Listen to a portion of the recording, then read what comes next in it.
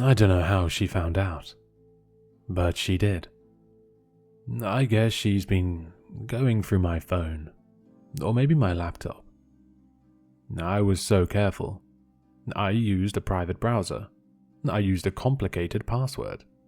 Like, really complicated. Sometimes, even I couldn't guess what the fucking hell I'd made it.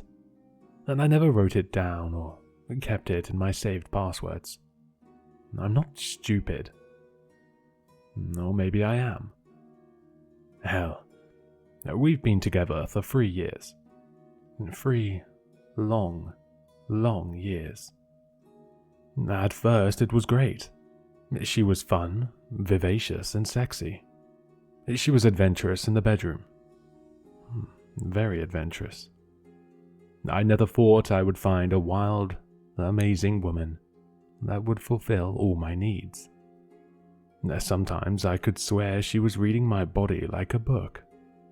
She'd cracked my code like a safe. Looking back, that should have been some kind of clue that I couldn't get anything past her. I have a job in the tech industry, which pays well. Very well. I joined up with them at 18, as a hungry, driven intern, fresh out of high school, when we were just a small startup. After several years of hard work, I made partner at 24. We'd hit the big time, and were out celebrating at a local dive. And that's when I met her. She was out with a few friends, and I caught her eye across the bar. Feeling pretty confident and good about myself that night, I bought her a drink. She and her friends joined the table with my colleagues and I. After a wild night of drinking, heavy flirting, and bedroom eyes, I invited her back to my place, and she said yes. Like all relationships, things got a bit stale after a few years. It was my fault, really. Long days at work turned into long nights. She felt like I didn't have time for her anymore, like I wasn't interested in her anymore. That was the furthest thing from the truth, but I couldn't convince her.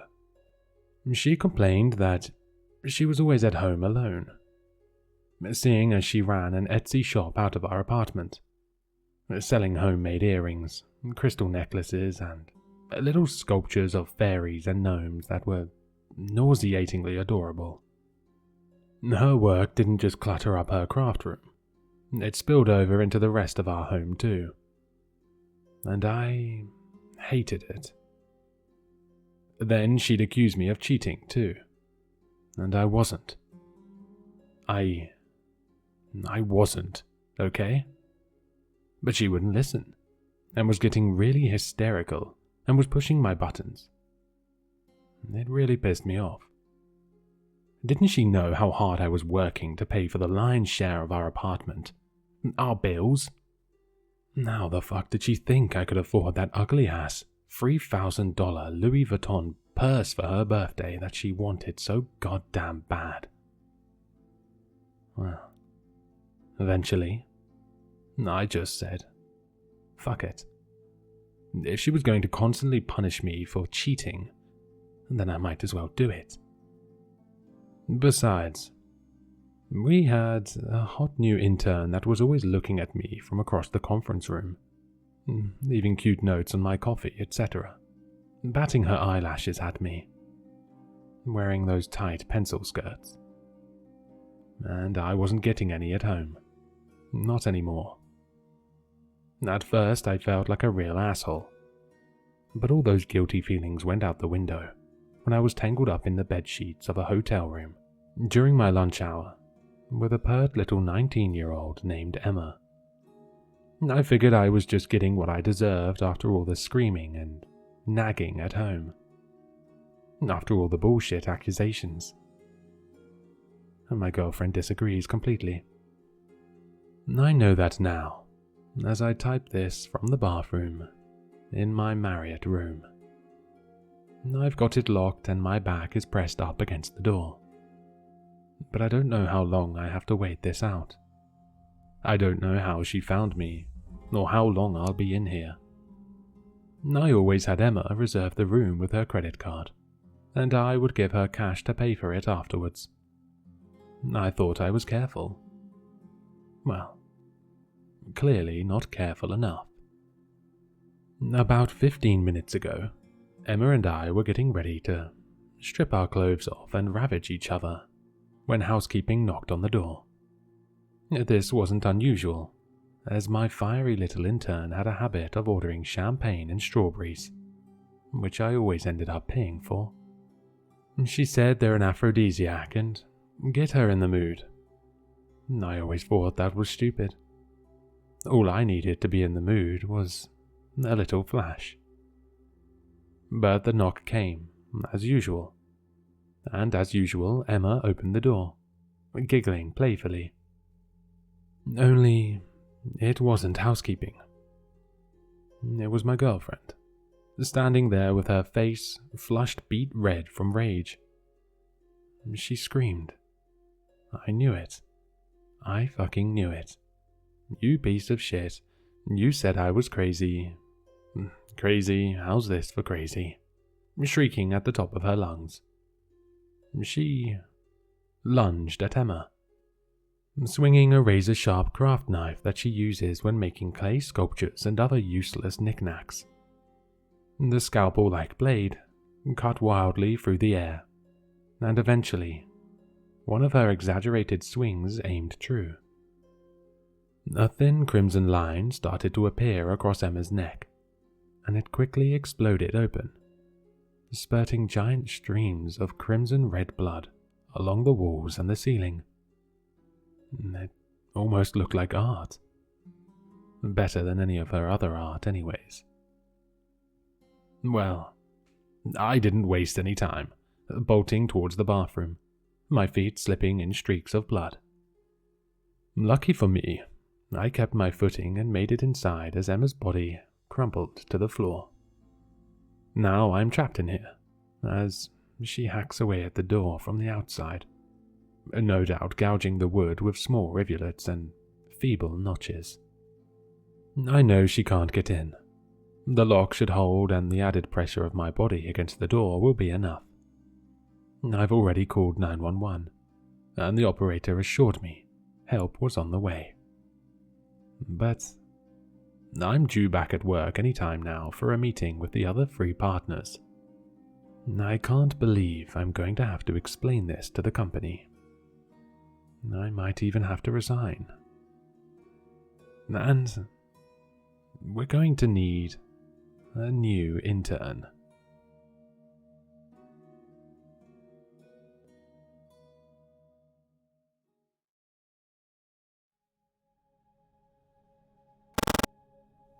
People sometimes ask me if I've ever had any paranormal experiences, and I used to always laugh it off, telling them that I haven't. I've never had any black-eyed children knocking on my door asking to be let in. I've never seen strange lights in the sky that move too fast to be planes. And I certainly have never had a spirit board put me in contact with the souls of the long dead. However, a few days ago, I was visiting with my mother, and she reminded me of something very odd, something I had seemingly buried deep within my subconscious mind. We were discussing my childhood, when out of nowhere, she remarked, "I'm sorry we never let you go back to Jungle Land.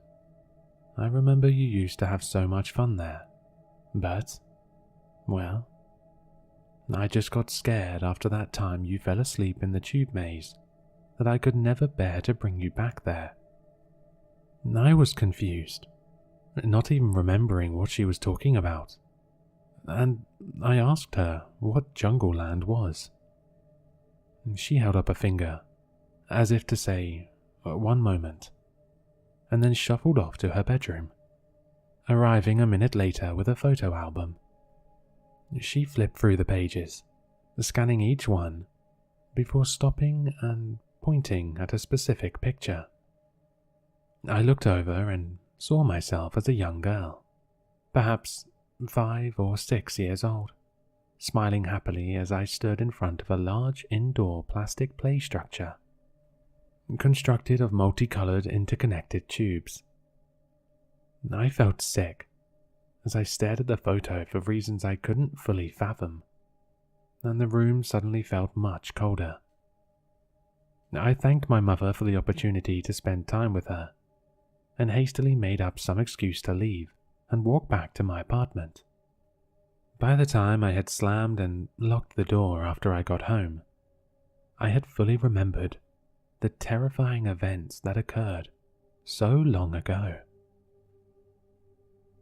Jungle Land was a large family entertainment center in my hometown, with an indoor jungle gym, ball pit, arcade games, and, of course, a tube maze. I think they were planning to make it a chain, but as far as I know, there was only ever that one location. I suppose it just wasn't profitable enough to expand from there. I recalled that the incident occurred when I wasn't much older than I had been in the photo my mother showed me, maybe 8 at the most. It was a weekend my mother had free, so she took me over to Jungle Land to play with some friends. Unfortunately, none of the friends made it, so I instead had to try my luck with the other children, all of whom were strangers to me. I wasn't particularly an outgoing child, and tended towards shyness and reclusion, unless around my friends, so I was understandably frustrated by the whole situation. As I waded in the ball pit, despondently, kicking around the multicolored balls in the petulant annoyance, I suddenly heard a voice whisper to me from the direction of the tube maze. "Hey, what's your name?" I turned to look at who had spoken, and saw a young boy, about my age, peeking his head out of the entrance to the maze. He was smiling at me. "Samantha, what's yours?" I asked, cautiously, not used to talking with other kids who I didn't already know. "My name is Charlie. Nice to meet you," I remember him say. But though I could tell that it was the boy's voice, I didn't see his lips move at all. I giggled and asked, "Hey, your mouth didn't move. That's cool. How did you do that?" I heard the boy's voice again, say, "It's a magic trick. If you want, I can teach you how. But you have to follow me." He gestured for me to follow him into the tube maze. Excited to have a new friend and learn the magic trick, I eagerly followed him, quickly forgetting the sadness I felt only moments before. Childhood moods passed quickly, I suppose. I followed close behind my newfound friend at first, but as he continued climbing and crawling his way through the maze, I found myself falling behind. I've never been a particularly athletic person, and even as a young girl, this still held true. The winding plastic tube seemed to go on forever, with endless twists and turns. The smell of plastic was thick in the stale air, and I felt a little bit claustrophobic. Despite how busy the place seemed only a few minutes before, we didn't come across any other children as I followed Charlie deeper into the maze. After maybe 15 minutes, I started to feel uneasy. "Are we almost there?" I asked, a slightly whiny tone in my voice. "Almost there, I promise. Just one more turn," responded Charlie, cheerfully. He was about 12 feet ahead of me, down a long tube that took a sharp left turn at the end. As he rounded the corner and I lost sight of him, I became uncomfortably aware of how quiet everything was. Even without any other children in sight, I should have been able to hear laughter, the sounds of the arcade, and the crying of little kids in the distance. But there was nothing. Just my own breathing, echoing in the cramped plastic tunnel. Something deep inside me told me that I needed to turn around and get out as fast as possible. I rotated as fast as I could in the cramped space and began steadily crawling my way back as quickly as I could, which wasn't particularly fast. My knees had begun to hurt from the continuous scraping against plastic, and my arms and legs were both sore from exertion. Despite the labyrinth nature of the tube maze, I somehow seemed to know which way I had to go to get out. I am very lucky to have a good sense of direction, even from a very young age. I started to hear sounds of other children in the distance, and I managed to find my second wind, quickening my pace out of a desire to get out of this tangle of plastic tubes as swiftly as possible. I heard something crawling quickly far behind me, and I felt an intense urge to turn around and see who my pursuer was. But I was worried that if I did, something horrible would happen to me. The sound of crawling from behind me came closer and closer, and I began to cry a little from fear and tiredness. Finally, I saw the exit, and with a last burst of energy, managed to stumble out into the play area near the ball pit.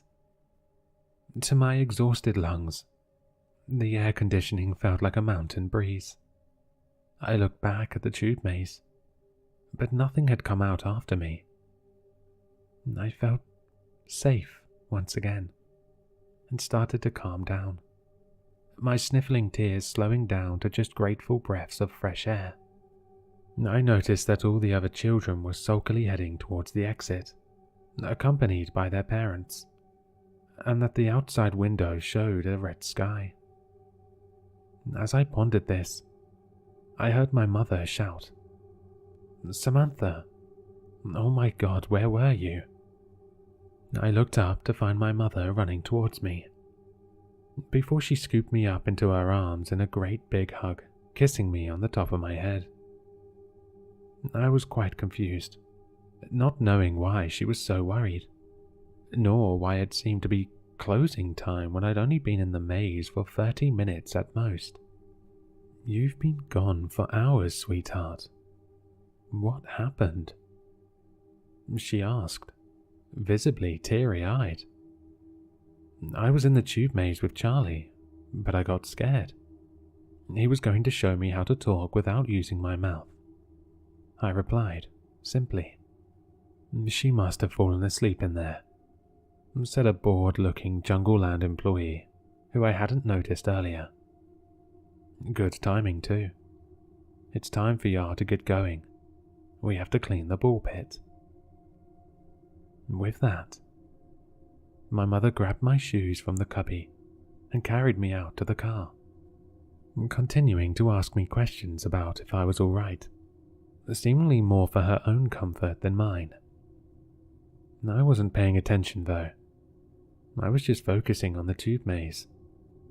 Out one of the rounded convex plastic windows, I could see the angry frowning face of Charlie. I had never seen such genuine hate in anyone's eyes before, nor have I since. I felt myself start to cry again as my mother patted me gently, reassuring me that everything was all right. After vividly remembering all that occurred, I suddenly snapped back to reality, realizing I was breathing heavily from stress. I started to calm down a little bit, telling myself that it all must have been some nightmare I experienced as a young child. I must have just fallen asleep in the tube maze and made up the whole thing in my mind. Out of curiosity, I looked up Jungle Land on the internet, expecting to learn it had gone out of business during the pandemic, or had been demolished to make way for an apartment building. Instead, I found something very disturbing. The first search result I found was a news article about Jungle Land shutting down. It dated about 15 years ago, shortly after my incident with Charlie. The whole center went out of business following a huge scandal. Parents just didn't feel comfortable bringing their kids there anymore after the news broke out. Apparently, 3 children went missing after visiting the establishment, with no trace of where they could have gone. Their parents insist they last saw them entering the tube maze.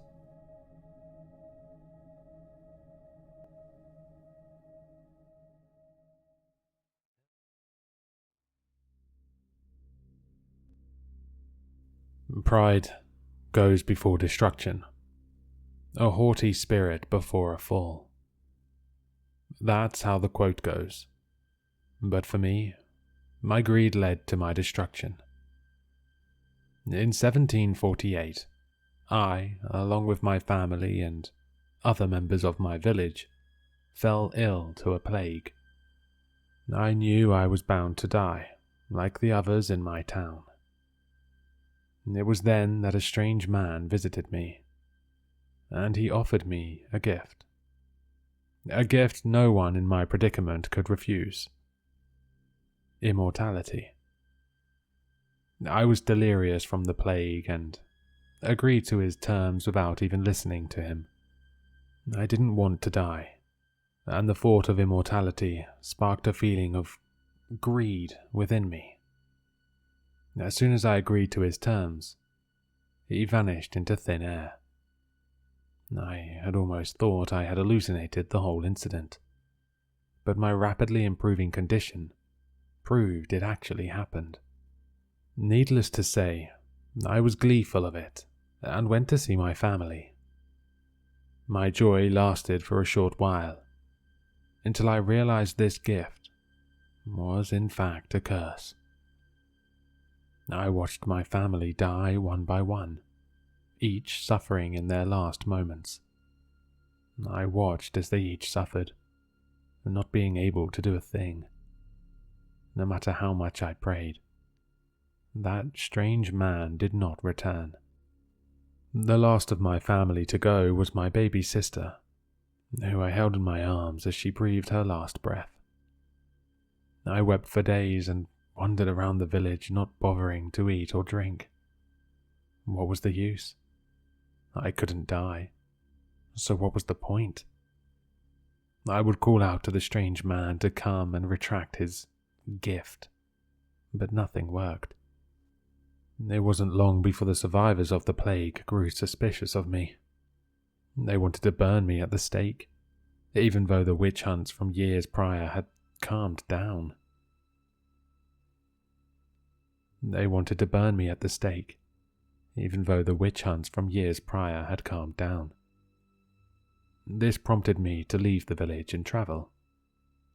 I traveled to multiple places until I settled down in a small town. I tried to enjoy my life there as much as I could, and I did find some peace of mind. It wasn't long before I met the person who soon became the love of my life. She was as beautiful as a flower and as gentle as the sunlight. Despite the curse of immortality, I found myself falling for her charm.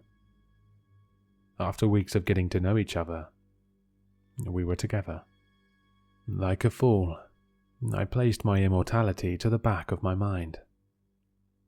Months after we were together, we were engaged and planning to be married. It was the night before our wedding day that I was jolted from the paradise I foolishly placed myself in. I received word from my lover's brother that she had suddenly come down sick. I rushed to their home and to her bedside. I held her hand as the village physician checked her worsening condition. His face was grim as he told us the dreadful news. Her family and I wept at her bedside. I held her hand tightly as I constantly told her how much I loved her and what she meant to me. With a hoarse voice, she whispered words of endearment to me before she passed. The cause of her illness was unknown, but I just know it was because of me.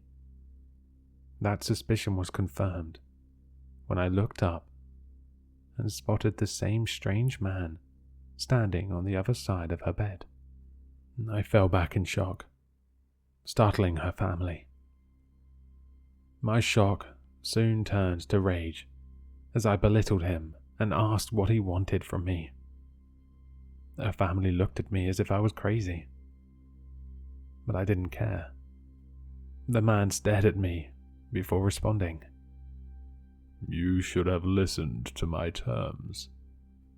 This put the fire in my heart out as I was dragged out of the room. I was thrown out and told to get my head together. Apparently they couldn't see the strange man. And once again, I wandered around the town and into the woods, wishing more than ever to die. I barely had the energy to lift my feet from the ground and tripped on a tree root. I fell and laid there for what seemed like hours. I heard a sinister laughter and looked up to see that man again. I didn't even have the energy to yell and curse at him. I just felt hollow. "Can you take your gift back?" I asked him. He laughed. "Once the gift has been given, it can't be returned. You should have listened to my conditions before agreeing." I cursed myself. "Can you at least tell me what the conditions were?" "I don't see harm in that, so I might as well. There were 3 conditions. The first of the 3 provided you with a perfect memory, making you unable to forget a single thing. The second of the 3, if you are to receive a fatal injury to mortals, you will die momentarily and experience that pain tenfold. And finally, the third condition, anyone you love will die." He responded after much contemplation. I pulled myself up to my knees as my stomach twisted. I felt sick just listening to the conditions. I couldn't even get mad at him because it was my own fault that this happened. He vanished into thin air once more, leaving me to my own devices. I curled up as small as I could, as sobs racked my body. After this, I moved from place to place, never staying for long. I kept my distance from people as much as I could, fearing that I might bring about their death as well. I continued like this until 1823. In 1823, I experienced the second of the 3 conditions. I was roaming the woods somewhat close to a town, but I didn't pay much attention to it. I had just passed behind a large tree when I was struck in the neck by a bullet. It shattered my esophagus and blood gushed from my neck. I grabbed at my neck to stop the bleeding, but it was too late. I went unconscious and continuously experienced that pain tenfold. It was like my very own personal hell. It was then that I developed a fear of death, even though I couldn't die. I wasn't sure how much time had passed when I regained consciousness, but the sun was rising once more. The last I remember before I fell unconscious is that it was midday. My neck ached as I remembered the pain, and I immediately grabbed at it. Thankfully, everything was healed up as if nothing happened. But I couldn't forget it. Even to this day, I can vividly remember that pain. But it was not the worst I experienced. In 1940, I was in England when the bombing, the Blitz, occurred. I was close to where the firebomb hit. Not only was I burned alive, but I was hit by debris and broke many of my bones. I was out more than a week and experienced that pain tenfold, continuously with no break. After that, I experienced night terrors, reliving that pain all over again. The night terrors continued on for months after the bombing. It was so bad that I opted not to sleep. Due to this, I decided to go into hiding from the world. I didn't mind traveling around previously, but technology was quickly advancing. The possibility of me being suspected weighed on me. After that, I watched as the world around me advanced to where it is now. I still traveled from location to location, but I tried to make it as discreetly as possible. This didn't work out in my favor, as an unnamed organization caught a whiff of my existence. It was mainly my fault. I stayed in a city longer than I should have, and got unwanted attention. I won't go into all the details of how I was kidnapped by the organization, as it really isn't necessary. Anyways, 15 years ago, I was kidnapped and tortured by that organization. Naturally, when I was kidnapped, I put up a pretty good fight, and one of their agents ended up killing me. Even though I was dead, they took me with them to discard my body, only for me to wake up a few hours later. This prompted them to run various experiments on me to uncover the secret of my immortality. From electrocuting me to poisoning me to decapitating me. They tortured me in the name of science. They claimed they were doing this for the betterment of humans, but I highly doubted it. Each time I was killed, I relived that torture for countless years. I was their test subject for a good 4 years. I only escaped because my body finally gave out from all the various torture. They killed me via lethal injection, and because of the constant torture I experienced, it took longer than they expected for me to heal and wake up. I guess they decided to discard me since none of their research proved fruitful. So they disposed of my body, and I woke up about a month later. Throughout that month, I relived all the torture I experienced. Upon waking up, I refused to sleep for months, and I avoided people altogether.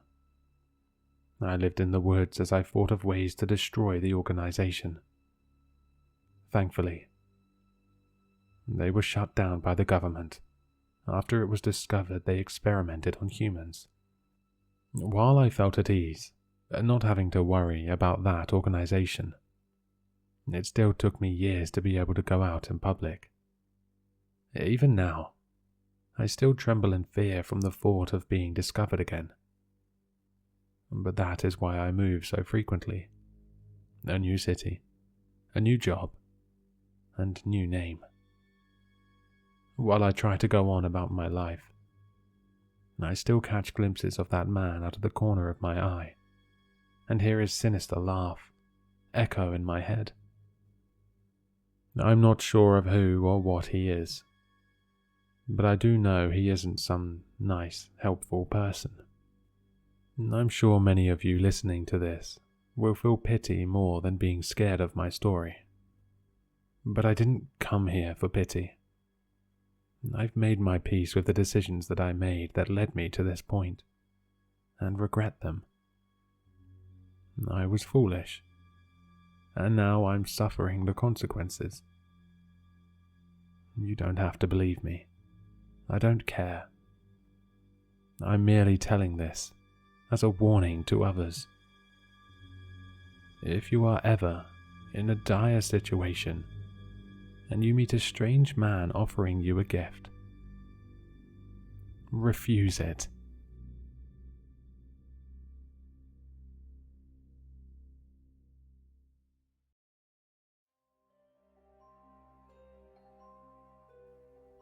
Dude, you need to try this. This stuff will open a door to another dimension. Like LSD then? Better. The effect of this thing is insane. How much is it? I'm short on cash. Nothing.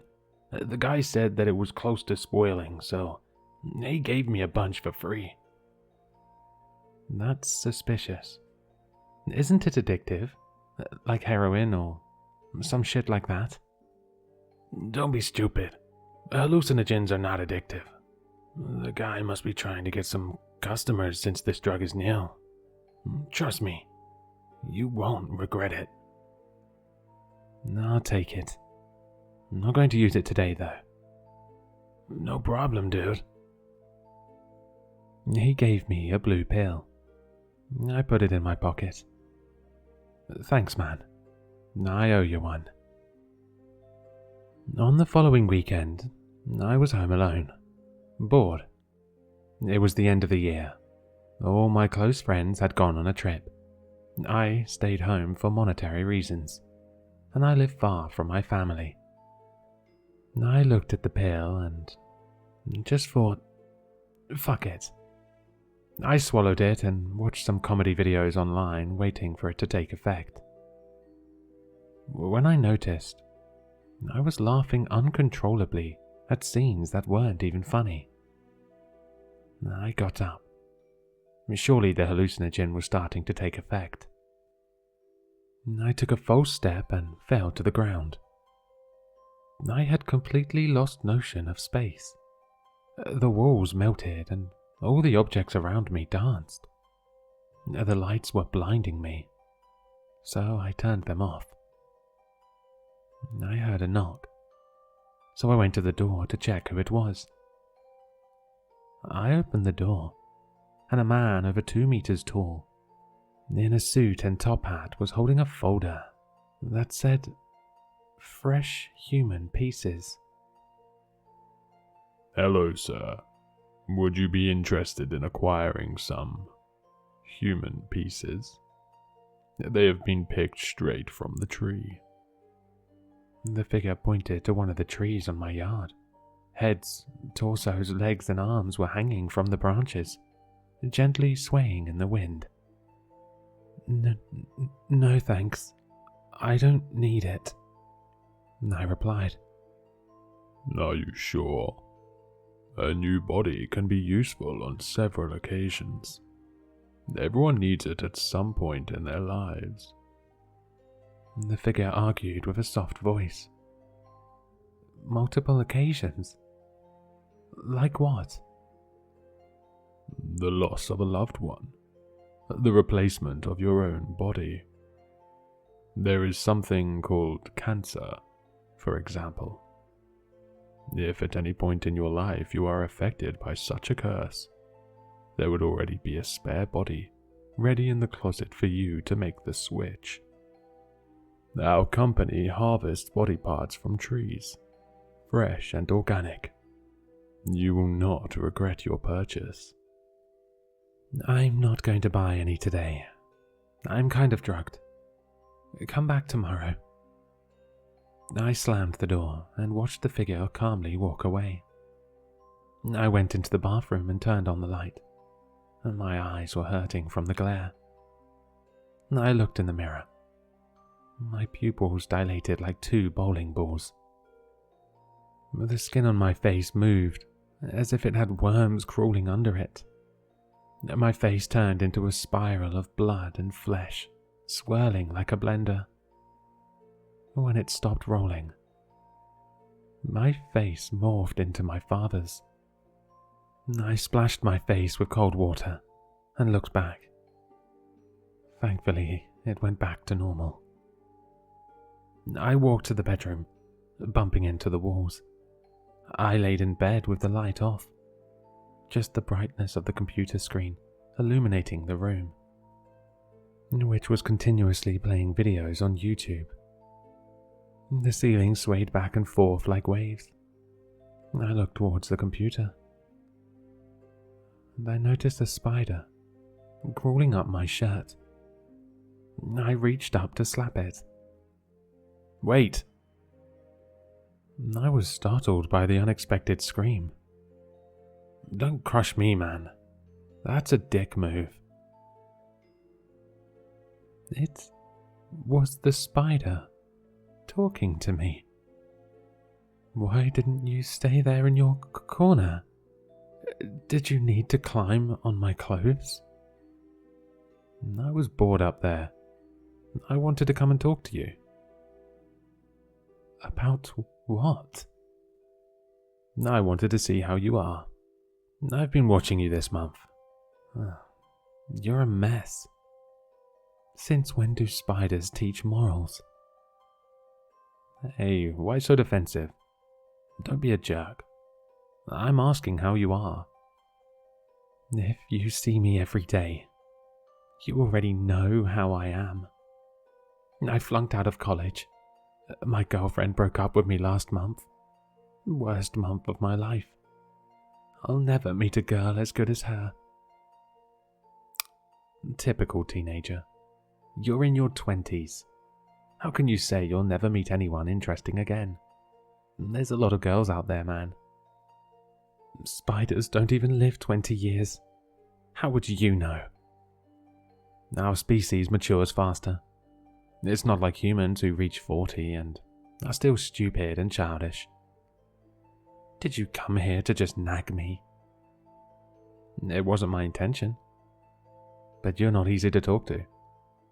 Open the window at least, to let in a few mosquitoes. This house stinks of mold. I open the window whenever I want. I'm fine the way the house is. Suit yourself. I'm leaving. This was a bad idea. The spider turned its back on me and slowly walked away, spitting profanities. Crybaby. Humans are such useless animals. If it was still a forest here, I would be fine in a tree. But no, I have to be stuck in a room with this slug, who doesn't even open the window so I can catch some mosquitoes in my web. I watched him walk away, before getting out of bed. The computer light was starting to annoy me. I walked to the bathroom, washed my face again and went out into the yard. The darkness lifted my spirit a little. I looked at the sky and saw the stars forming several different designs. I walked to the gate, looked at the completely empty street, and decided to walk a little. It was hard to cross the street, because I couldn't identify if a car was coming or if I was hallucinating. In the windows of the houses, it seemed as if there were hundreds of faces behind the curtains watching me. I concluded that the visual incentive was too broad and chaotic, so I decided to go back home. On the way back, a dog started following me. Hey, human. Oh, no. Shoo, dog. I've already been cussed by a super rude spider. I don't want to talk to anyone else. I'm kind. I love humans. In fact, I think humans are so badass that I wish I was one. Won't you break this one for me? Break what? What are you talking about? You seem to be very sad with that human skin. Let's trade it. Trade? What are you on about? We go to your house, you take a knife, cut your skin off, give it to me, and I go around downtown at Christmas in my human skin, doing human things. After Christmas, I return it. If I take my skin off, I die. Stupid dog. Hey, where did this gratuitous swearing come from? I'm being nice and you cuss me. Then you still complain that others mistreat you. No human cussed me. Only the stupid spider. It's because humans pretend. You think that people who interact with you don't hold back from cussing you. If they were honest, they'd send you to hell after 5 minutes of interacting with you. Humans are the epitome of falsehood and deceit. Any relationship, whether friendship or love, is anchored in lies. Now you look like a teenager who has 100% knowledge taken from Twitter. I'm just getting real, bro. You should study more. If you want, I can recommend some books. Get away from me, dog. You're worse than the spider. Seriously, man. It's the weekend, and you're on drugs in the middle of the street. You don't even like being human. You'll like being a dog. Let's change our skins. A neat cut, and tomorrow, you put your skin back on. You won't even notice the difference. I said get away from me. I shooed the dog away. I watched it cross the street and distance itself from me. Arriving home, I sat on the bed with my head in my hands, feeling anxious and paranoid. Water. I need water. I went into the kitchen and put my mouth under the faucet, drinking water for several seconds. I was still thirsty, and everything around me was warped in a strange way. In the windows, it looked like there were faces begging to come into the house, and every time I looked at my foot, I kept looking down at my feet, because I thought some spider was going to come and kill me. My heart was racing. I turned back on the kitchen faucet every few minutes with the insatiable thirst I felt. I closed my eyes and put my mouth on the faucet. After drinking for several seconds, I opened my eyes and saw that the water was a red color. It looked like blood and tasted like iron. I pulled away, leaving the faucet running. I need to text someone. I looked all over the house for my cell phone and couldn't find it. I also couldn't turn on the computer. I walked from one side of the room to the other, and I couldn't complete the basic steps of a simple task.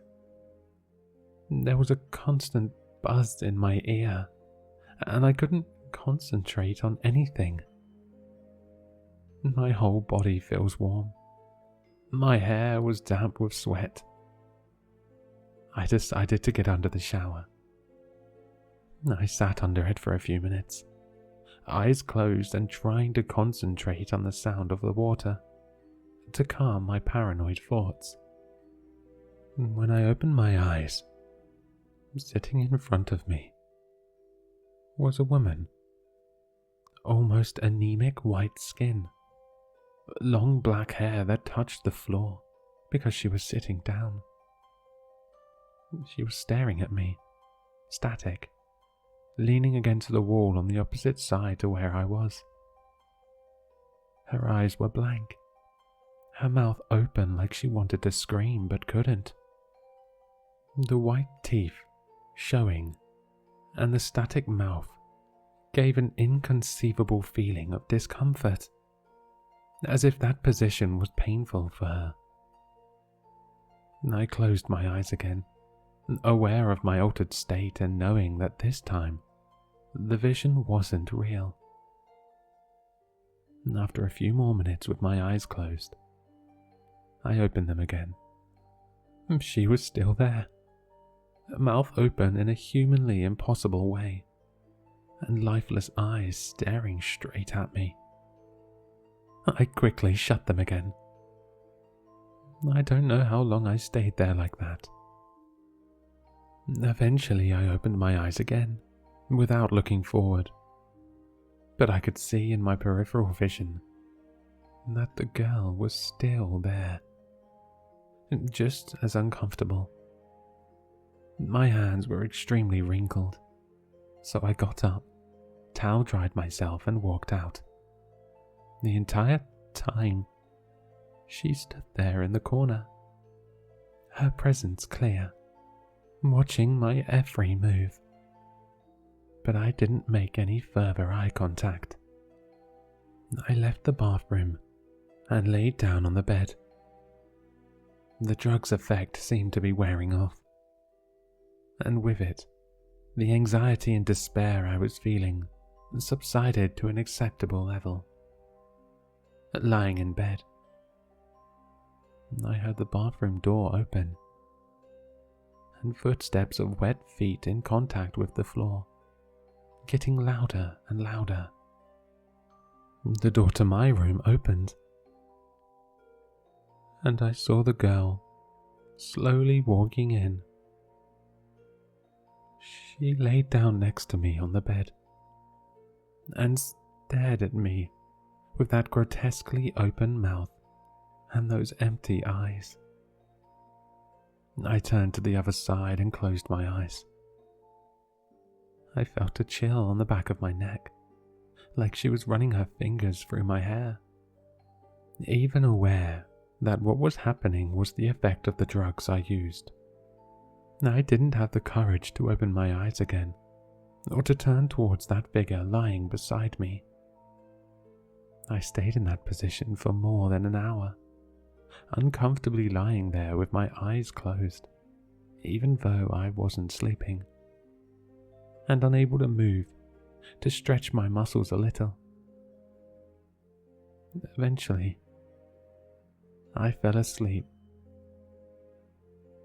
Which brings us to today. I went to the kitchen to make some coffee, my head exploding with a hangover. I drank a liter of water. The thirst was unbearable. I turned on the computer, put on something to watch, and lay down on the bed, when I felt something on my arm. When I checked what it was, I noticed that, strangely, there were strands of long black hair in my bed, even though I live alone and have short brown hair. Hours later, as I left the house, I noticed that the dogs in the neighborhood were crowding around. Even weirder, they started following me the 3-block walk to the bakery, waiting for me at the door, and then following me home. They barked friendly as I walked by, and stood at my gate as I entered the house.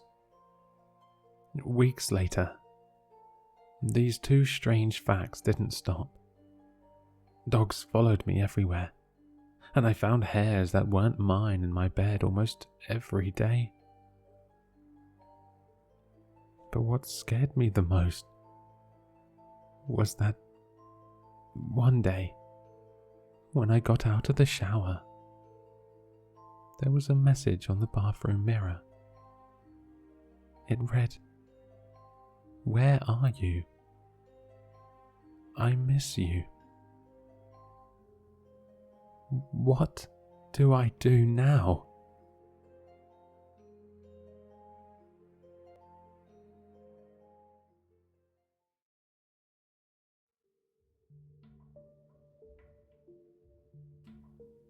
Dad, I'm gonna be a ghost. Miri has always been fascinated by the supernatural.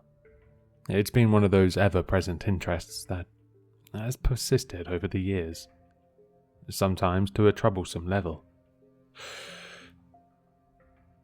But this was different. She'd sat me down at the kitchen table and told me this like it was some sort of revelation.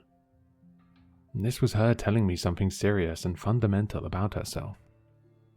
This was a change, a shift, something important that she wanted to involve me in, and I had no idea what she meant. "I'm stating my intention," she said. "That's the first step." Honey, what are you talking about? What steps? What are you... I'm not here to argue, Dad. I'm just telling you what's going to happen. I'm just trying to understand what you're saying. You're scaring me, Miri. I am taking active steps to ensure my place in the afterlife. It is no different than when Mum took me to the church. I'm following my beliefs.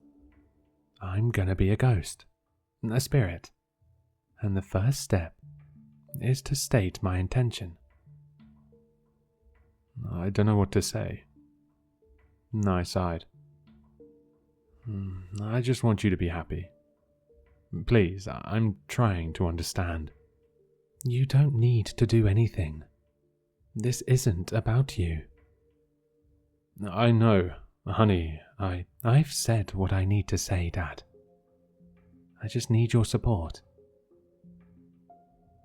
So, here's a little history lesson about Miri, or Miriam. She turned 19 last September, and has been saving up to study at WVU next year. I'm helping her to the best of my ability, and she has the inheritance from her mum to go through, but it's still a bit of a struggle to make ends meet.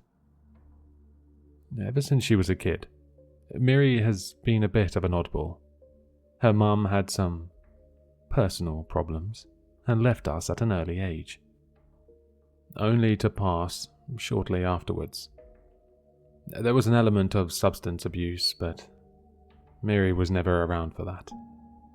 I've had full custody of her all her life.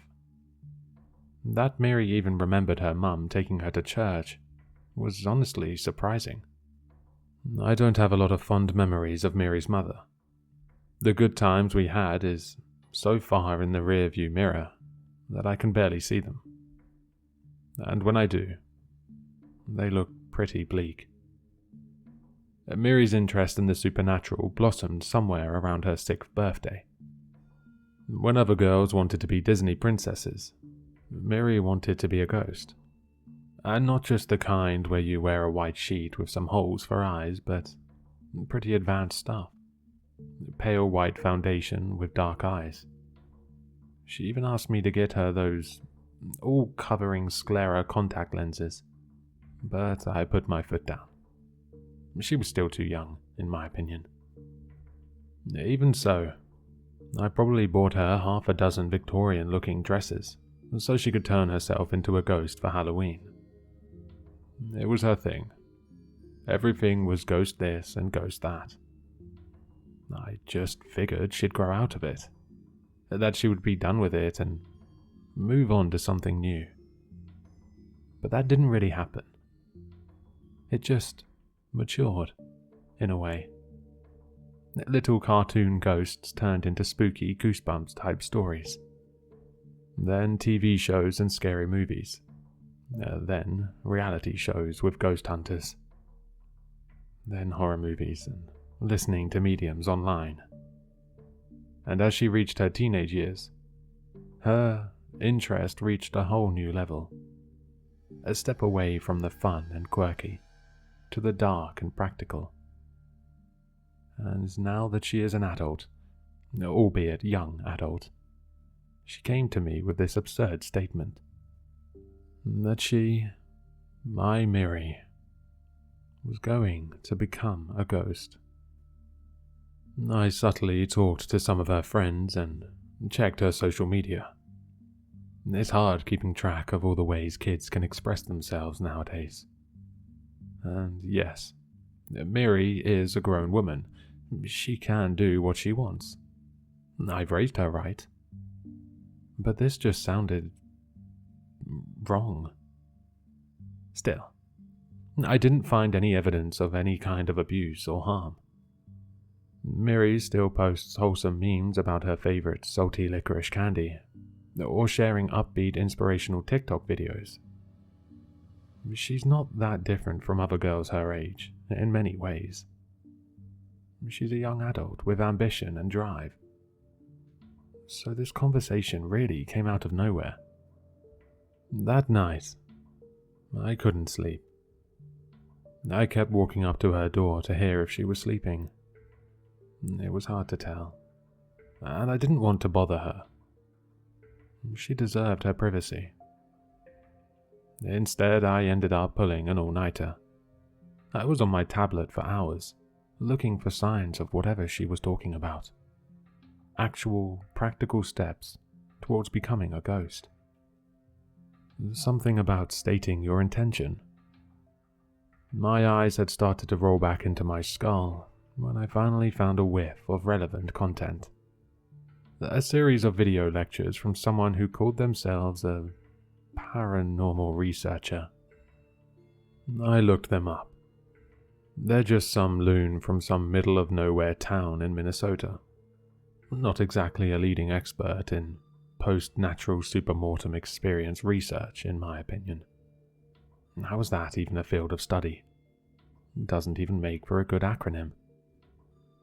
But this video series was about the practical steps to becoming a ghost, or vengeful spirit. It all sounded very official. They even had charts. And I figured this was where Miri had been inspired. First step: to state your intention. Verbalize it. Put it out there. They called it a path from realization to actualization. I figured that, hey, at least it was just the first step, and she'd come to me about it, so at least she trusted me enough to share this experience with me, whatever that entails. The second step was called anchoring. Imprinting an item, piece of clothing, or symbol to your identity. Something simple to focus on at the last moment of life, which can become an anchor to your super-mortem experience. The video reviewed ways of anchoring, and things that make appropriate anchors. This was where the idea of haunted things comes from. The anchor. The third and final step was by far the most disturbing. Emotional devastation.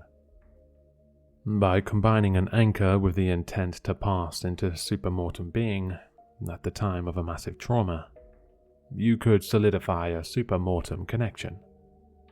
The greater the scale and depth of the trauma, the more potent the reaction.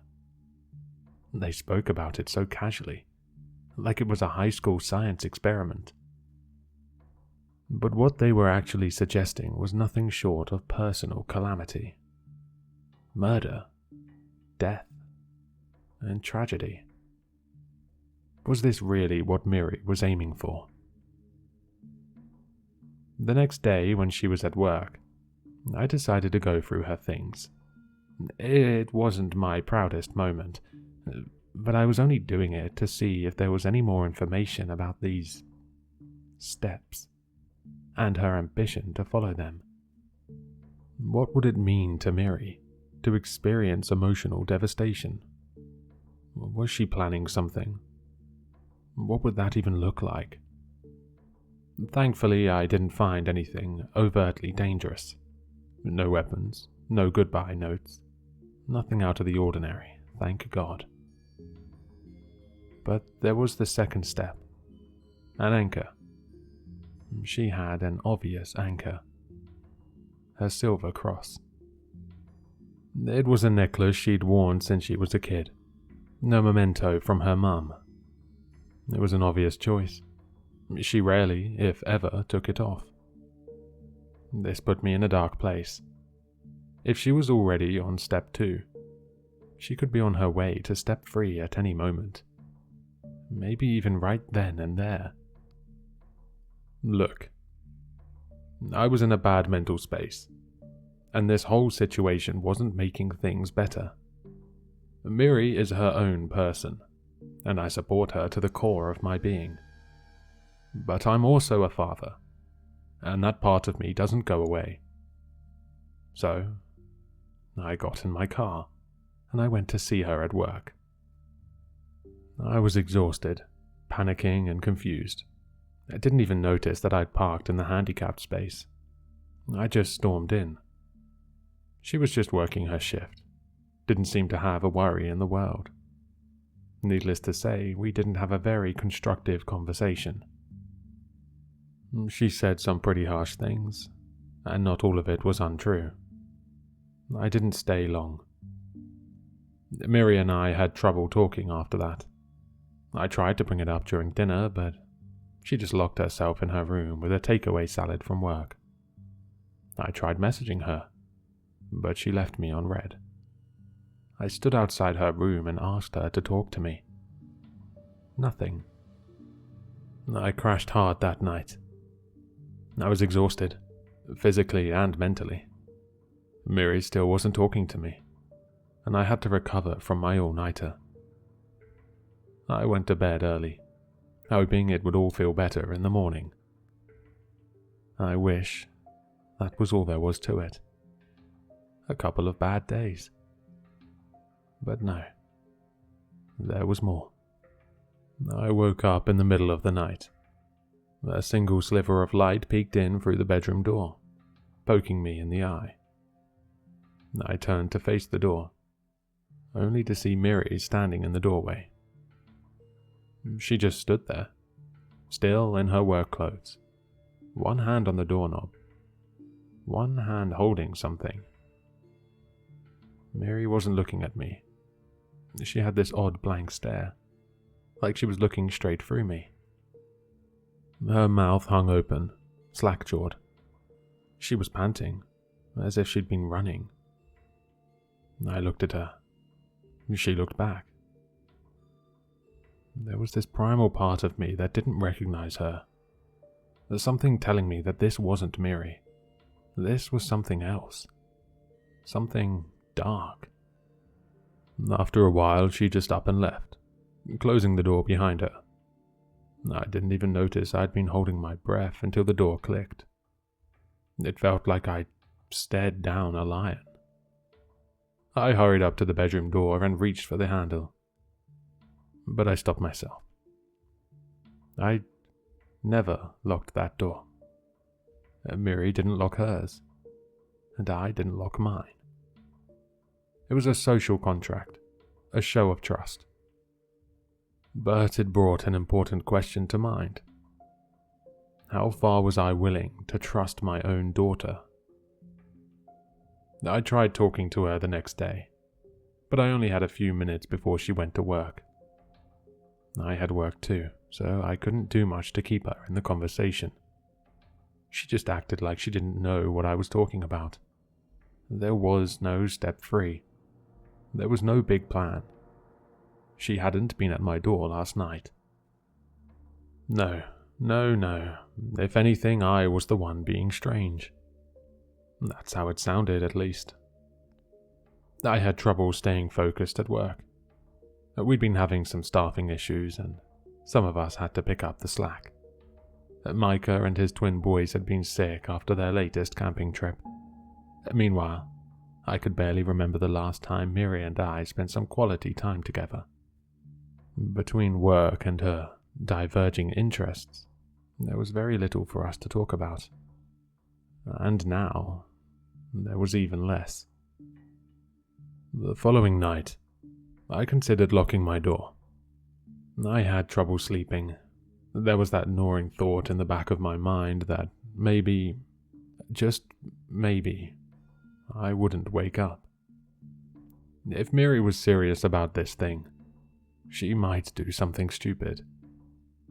I didn't like to think about it, but it was possible. Killing your dad might be one of the most emotionally devastating things one could do. If she really believed in these steps, this study, then there was no telling what she might do. But somewhere around midnight, I drifted off to sleep. And just like the previous night, it didn't last very long. I woke up by that stray light hitting my eyes again. I peeked out from the covers, only to see Miri's silhouette against the hallway light. This time, she was holding a knife. "Miri?" I yawned. "Miri, what are you?" "Shut up," she growled. "Honey, I'm just..." "Shut the fuck up." She'd never spoken to me like that. Her hands were trembling, knees bent like she was ready to pounce.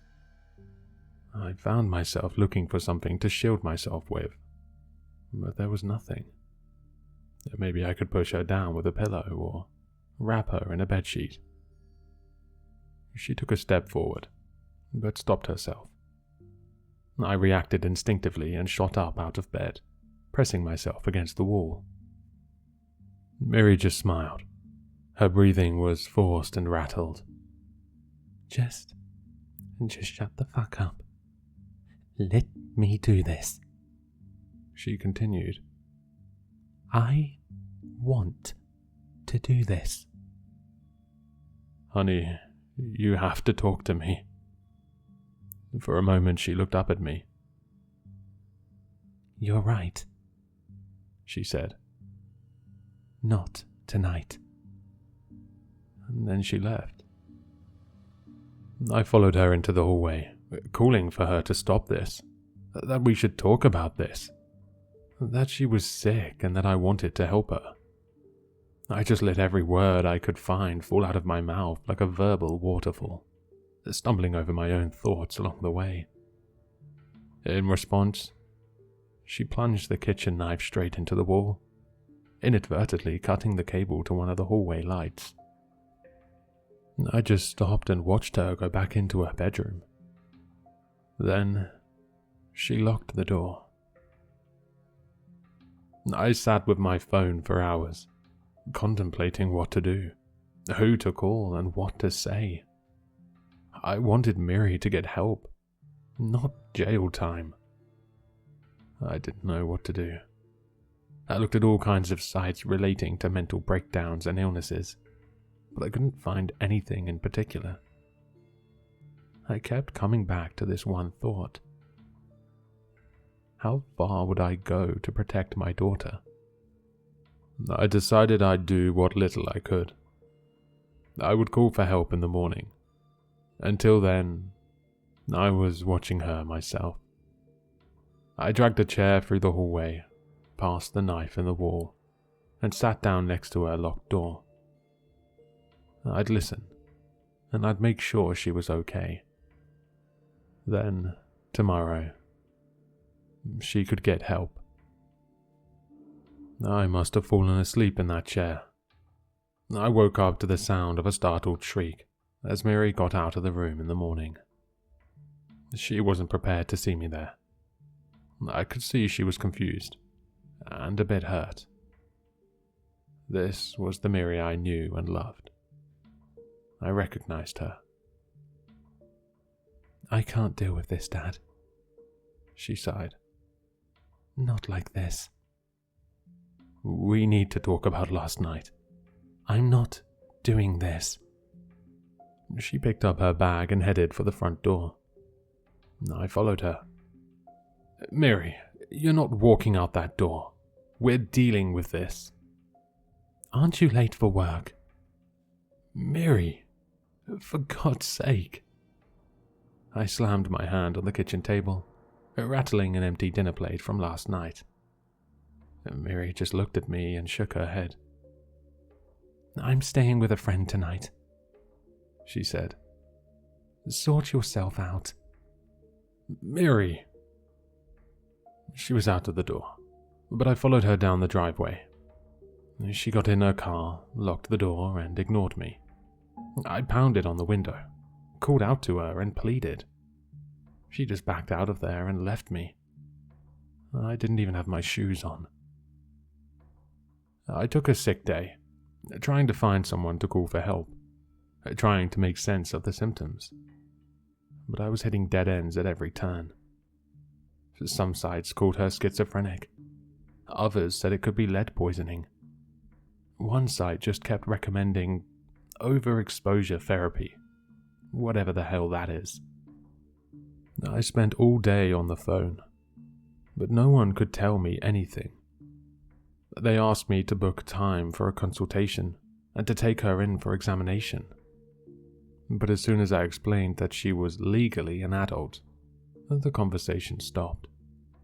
It seemed that my options were to either call the police or get her to come voluntarily. Neither was a feasible option. I couldn't lose her. I tried calling Miri all day, but there was no response. She either blocked me or turned off her phone. She wasn't online on her socials, and she wasn't checking her email. I considered going to her job to talk to her directly, but I'd already tried that once. Going back there might get me barred forever. I tried to convince myself it was something temporary, or a misunderstanding. I really tried. But the mental image of her standing there with a shaking knife in her hand had been burned into my mind. The greater the scale and depth of the trauma, the more potent the reaction. I watched the video, over and over. Step 3. Step 3. I fell asleep looking at my tablet that night, and for the final time. It didn't last long. I woke up again, but not to a strand of light touching my eyes. I woke up to the sound of thumping feet sprinting down the hall, heading straight for my bedroom. I wasn't prepared in the slightest. I thought Mary was staying with her friend. Instead, she burst through the door, knife in hand. She didn't even have to stop to breathe. She came straight at me. I rolled out of bed and tossed my covers on her. She just laughed. And not her signature Mary laugh, but something off. A cackling, hysterical laughter. It pulled at a cold nerve along my spine as my pulse raced. She was going to kill me. Step 3. As she untangled herself, I hurried into the hallway. I could hear Mary panting behind me, trying to catch up. She was so excited. Manic joy. I threw myself into the bathroom, slamming the door behind me and turning the lock. I could hear her rush past the door, not even stopping to check. She had a plan. I didn't skip a beat. I scrambled for something to defend myself with.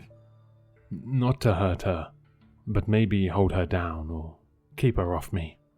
Tie her down or wrap her in a towel. Anything.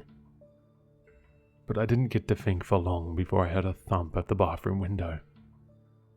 I barely had the time to turn my head before she threw herself at it, breaking the glass with reckless abandon, throwing shards all over the floor and falling haphazardly into the empty bathtub.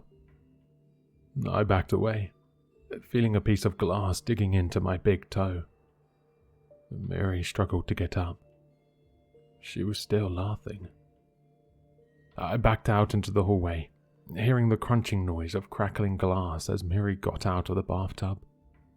I shut the door and held it back, trying to give myself some time to talk to her. She threw herself at the door, slamming her head into it over and over. "Mary!" I called out. "Mary, what the hell are you doing?" Her laugh grew from maniacal to this deeply unsettling heaving. I could hear the thumping of her head, reaching higher and higher. Seconds later, she was just making this awful droning noise, exhaling loudly against the door. The thumping stopped. "I'm calling the police, Mary. We need to deal with..." The door was torn right off its hinges as Mary ripped it out of the frame.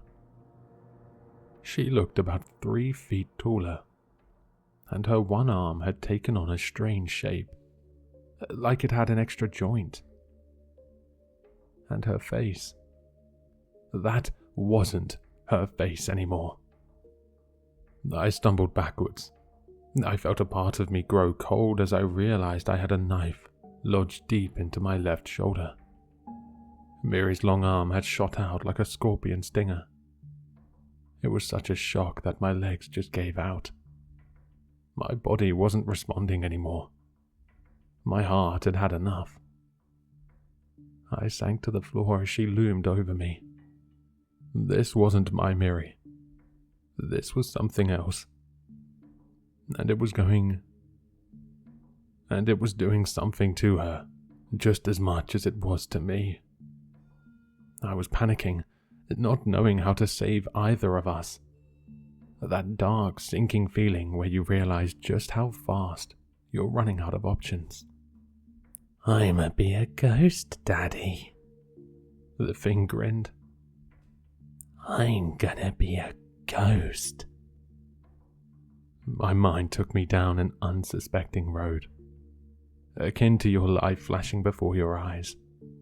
A realization dawned to me. There'd been someone else in my life that followed the 3 steps to become a spirit. Maybe inadvertently. Mary's mother had said one last thing to me the day she lost custody. She had leaned forward, spat on my shoes and growled, "I'll haunt your fucking nightmares." She said so many horrible things to me over the years that I hadn't really thought about it.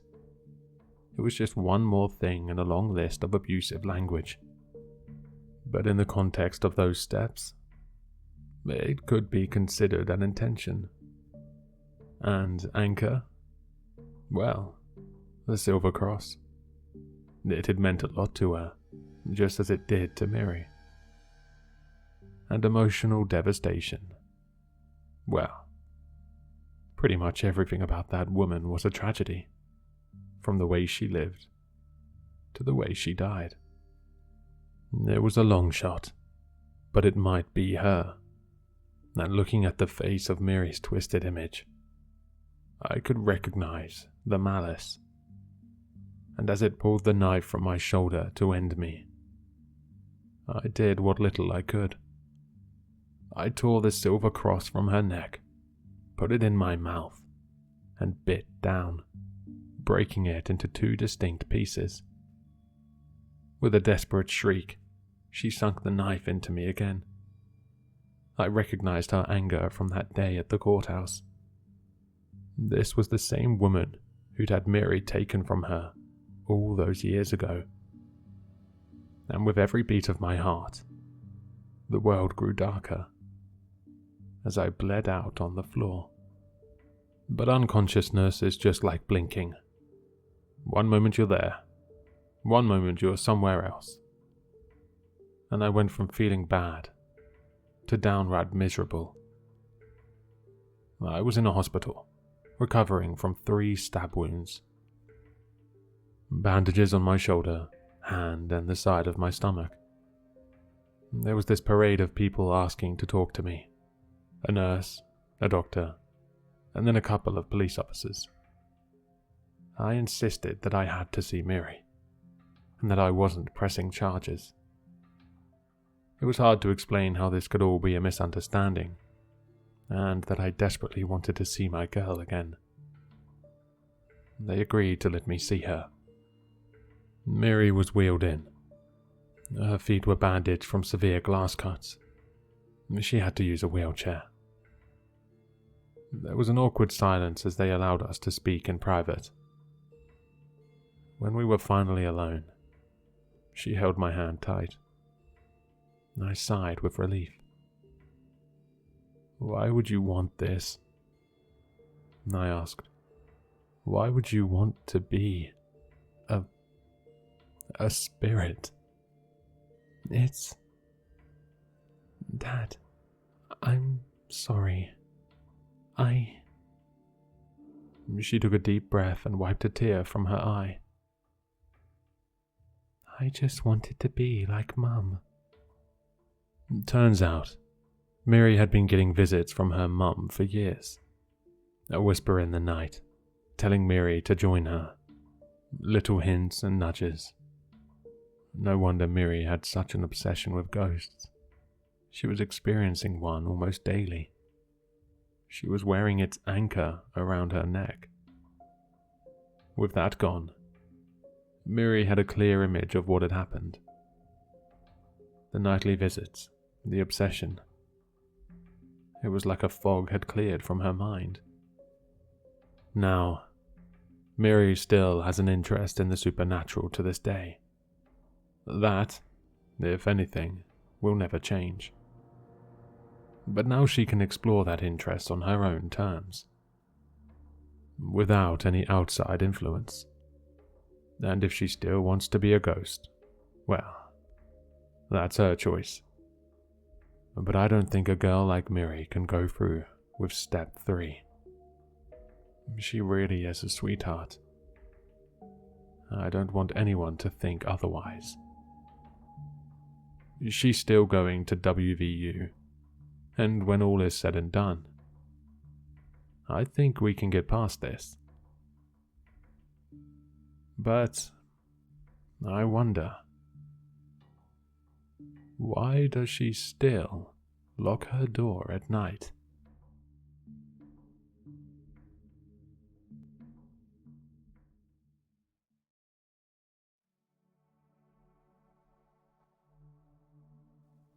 When you ride a commercial airplane, you and your fellow passengers temporarily become the most vulnerable people on Earth.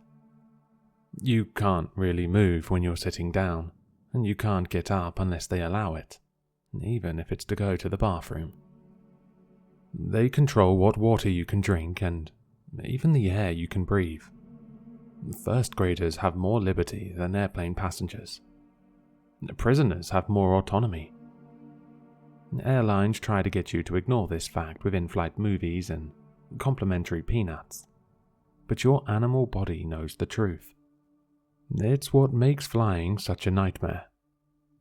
Nevertheless, we sign up for this nightmare because the vast majority of flights take off and land smoothly.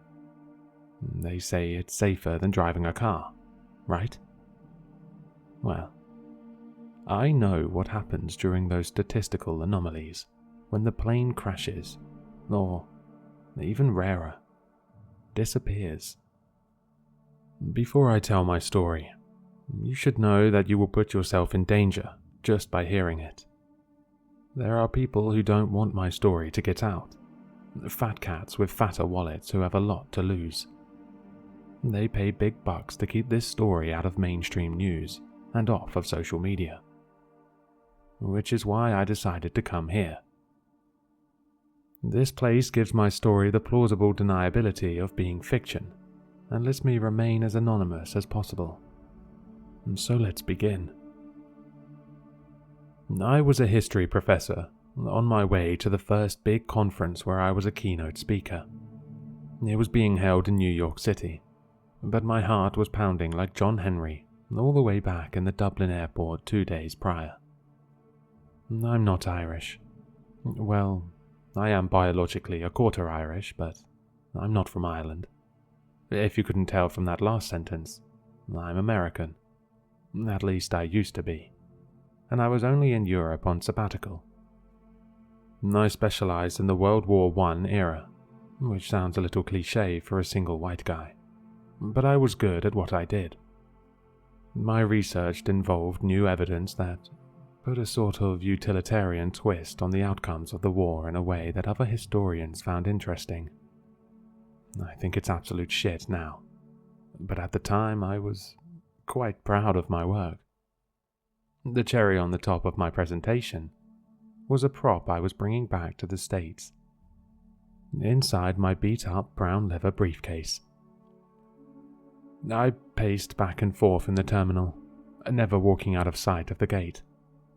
I had had nightmares about missing this flight for a week straight, and was determined to not let that happen. I even purchased priority seating to be the first one on the plane. Over the intercom, an Englishwoman announced the arrival of my plane. I raced to the front of the gate, so eager to get my seat it was like I believed it was on a first-come, first-served basis. The same woman called for anyone requiring special assistance to come to be seated first. An old woman in a wheelchair raised a flabby arm, and one of the workers went over and wheeled her past me. I scowled at her as she rolled into the corridor, connecting the terminal to the plane. She stuck her tongue out at me as she passed, which my over-anxious brain interpreted as, I don't actually need this wheelchair. I just wanted to get in before you. Old people think they can get away with anything, I thought to myself. I waited impatiently outside the gate for my seating group to be called, nervously tapping my feet like a puppy who just did a trick and expects a treat. Priority seating was called next, and I rushed down the tunnel before they even finished scanning my ticket. One thing I've neglected to mention is that my mum was travelling with me. She had come out a month after I had, and kept the spare room company while I was on whatever she referred to as paid vacation. I paid for her ticket, of course, but decided that she didn't need priority seating. It was half an hour before she sat down next to me. "Thanks for making me wait out there by myself," she said with a huff as she sat down in the middle seat to my left. I had chosen the aisle seat for myself, which Mum was okay with given that I was a good 16 inches taller than her. "But you didn't need the priority seating," I explained. "Yeah, and you didn't either," she scoffed. "You know how worried I've been about this flight. I would have been dying out there in line with you. Besides," I lowered my voice, "you could have just asked for some assistance," I said, pointing at the old woman who had rolled in before me. Mum scowled. "Flying really does bring out the worst in you, doesn't it, Tim? Jesus, I thought that by now you would have grown out of it. At least you don't cry anymore." She raised a questioning eyebrow. "Right?" I was about to answer that when a rotund, hairy gentleman with a noticeable lack of antiperspirant motioned towards the window seat, indicating that it was his. We stood up and he waddled and squished his way past us. I mouthed the word sorry to Mum. She frowned and sat back down. The first half of the flight was just like every other flight I had been on. The captain made a joke before takeoff. The crew made sure all of our trays were put away. We went up in the air. And once we hit cruising altitude, the seatbelt signs turned off and the lights in the cabin dimmed to accommodate naps. Normal flight stuff. The first sign of problems ahead came from the stinky man in the window seat. He said something in a language I didn't understand, but based on his tone of voice, I was able to loosely translate it as "holy shit." I leaned over to get a look out of the window, and saw it. About 50 feet from the wingtip was what at first looked like a weirdly shaped cloud. The lower part of its body was shaped like an upside-down teacup, or a hoop skirt. In the middle of the body was a long, spindly neck that connected the base to an ovular head. Like I said, at first it didn't look too concerning. It was white and fluffy and almost, well, cute. The only concerning thing about it was that as we flew, while most of the clouds looked as though they were just moving past us, this weird-looking cloud looked like it was coming towards us. "Oh my God, what the hell is that, Tim?" Mum asked me. "I don't know," I answered honestly. "But the way it's moving looks like it's probably a weather balloon or something getting dragged along by the air current. I'm sure the pilots are aware of it." As if on cue, the plane jolted abruptly to one side, tossing our cups of $500 complimentary water to the floor. "See?" I chuckled nervously, trying to put my mother and my own mind at ease. The thing jumped forward again. Our whole row gave a startled jump. It was now floating above the wingtip. Whatever this thing was, there was no evading it. "Oh my God, Tim," Mum gasped and squeezed my arm. The thing was changing. It was becoming darker and more definite in its shape. Slowly it turned to grey, like a storm cloud, and then finally jet black. The lower part split into section, which separated and began to writhe like floating tentacles. My mother was now screaming. "What do we do? Oh dear God, help us, please, please." Not knowing what else to do, I called out, "Flight attendant, you need to see this." I looked around for the nearest flight attendant and found none. That's when I noticed the repeating thud coming from the front of the plane. I stuck my head into the aisle and saw 4 of the flight attendants pounding on the cockpit door, while the other 2 performed CPR on the old woman in the front. Soon, one flight attendant took to kick the door, and the rest followed suit. After what seemed like too long, there was a snap, and the door flung open. I gasped. There was another, identical thing with its tentacles pressed against the glass. It had a mouth that was surrounded by a ring of razored teeth, with 2 other rings of teeth that opened and closed further down its throat. The mouth had broken through the windshield and moved as though it was sucking the air out of the plane. The bravest flight attendant rushed into the cockpit, making sure to keep a distance from the creature's pulsating mouth. I couldn't hear what she said over the growing commotion coming from my fellow passengers, but I didn't have to. I could see it for myself. 2 empty seats. The pilots were gone. I may have only been a history professor with almost no knowledge of aviation, but I knew this was not good news. Somewhere, a woman shrieked. "What's going on up there?" Mum yelled more than asked. "That old woman is having a heart attack," I stuttered, hoping that she wouldn't know from my tone of voice that a flying squid monster had just eaten the pilots. I thought about my options for survival, given the current state of affairs. I looked out the window to my left and realized that the thing had left, or maybe it was what had eaten the pilots. "Okay," I said to myself. "One monster isn't that bad. It isn't good, per se, but it isn't hopeless. We can probably figure out how to fight it off, at least long enough for the military to come and blow it up. And it seems like the cockpit is still airtight, because everyone can breathe just fine, and the oxygen masks haven't popped out. That's a thing, right? We can take this thing." But I was wrong on many accounts. The plane flew through the surrounding clouds into an opening, and what I saw took away any faint hope of survival left in me. Surrounding the plane was a colony of cloud monsters, as far as I could see out the plane window. As the plane drew nearer, they all began to change from their harmless-looking cloud-like state to black tentacled monsters. That was when I heard what sounded like the spray from an aerosol can from the front of the plane. I turned towards the cockpit and saw why the monster in front had been careful to keep the cockpit airtight. A grey mist came billowing out from its mouth into the cabin. No air leak meant no masks.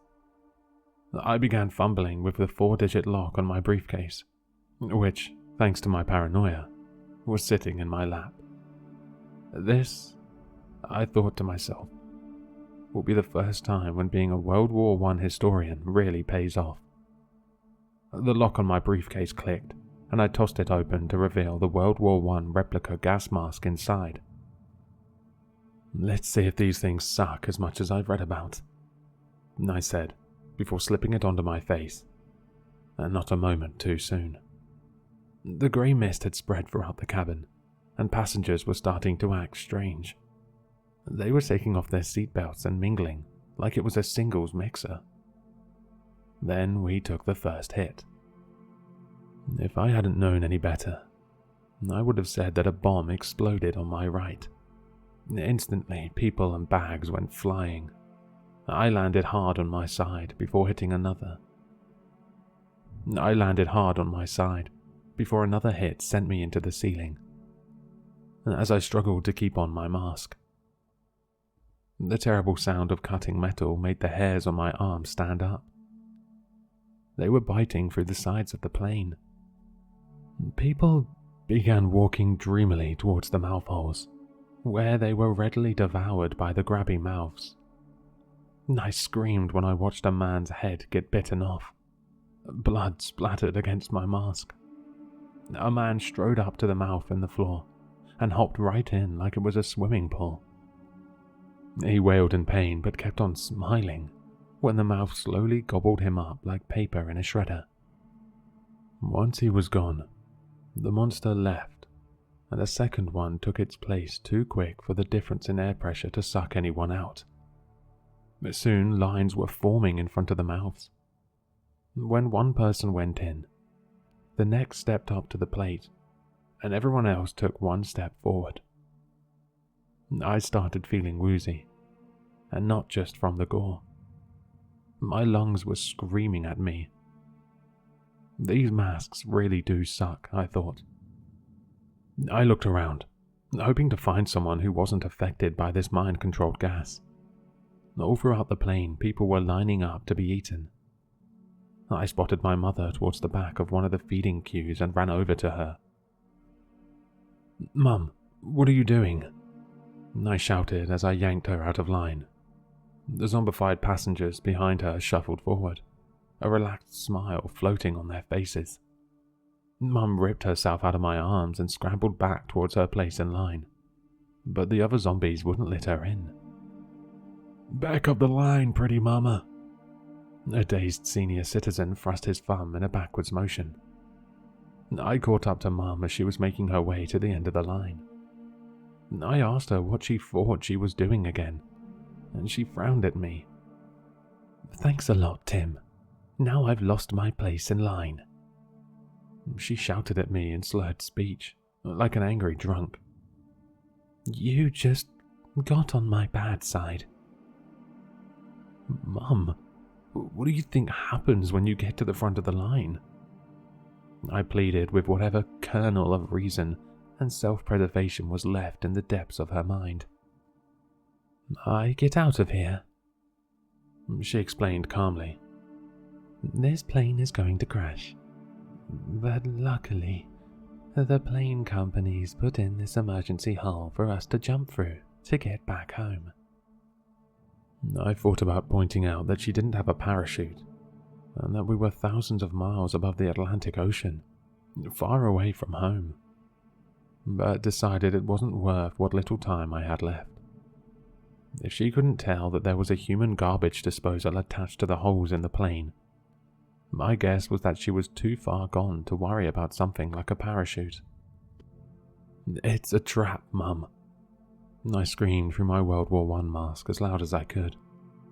"There are monsters on the other side of those holes. You can't jump through them." When I said this, everyone in line suddenly looked towards me. A new sort of fear entered my chest as I noticed a look of malice on each of their faces. "How dare you say something like that?" one man yelled. "You're being irresponsible, and you're going to get us all killed," shouted a woman. "I say we do something with him," another man said menacingly. He and two other men stepped forward out of line, with their arms outstretched towards my neck, opening and closing their fists like crabs, coming to pinch my windpipe shut. I backed up between two rows of seats and scanned the area for something I could use to protect myself. That's when I saw a flight attendant who I hadn't noticed before. She looked calm, but not in a zombie way, and she wasn't in line to die. I hopped over a few rows of seats, easily evading my drugged pursuers, who quickly gave up and got back in line, and ran in her direction. Before reaching her, I watched her lift an arm and whisper something into her sleeve. "Hi, have you been mind-controlled?" I asked. She jumped back a little when I asked this question, apparently unaware that I had been approaching her. She looked into my eyes, paused for a moment, as though she were deciding what her answer should be, and then drooped her eyelids and grew a droopy smile, like the rest of the passengers. My heart sank for a second when I believed her act, but then I noticed what had looked like a normal backpack on her back. Up closer now, I could see what it was. She had a parachute. "Hey!" I yelled as hard as my oxygen-starved lungs could manage. "What the hell is going on here?"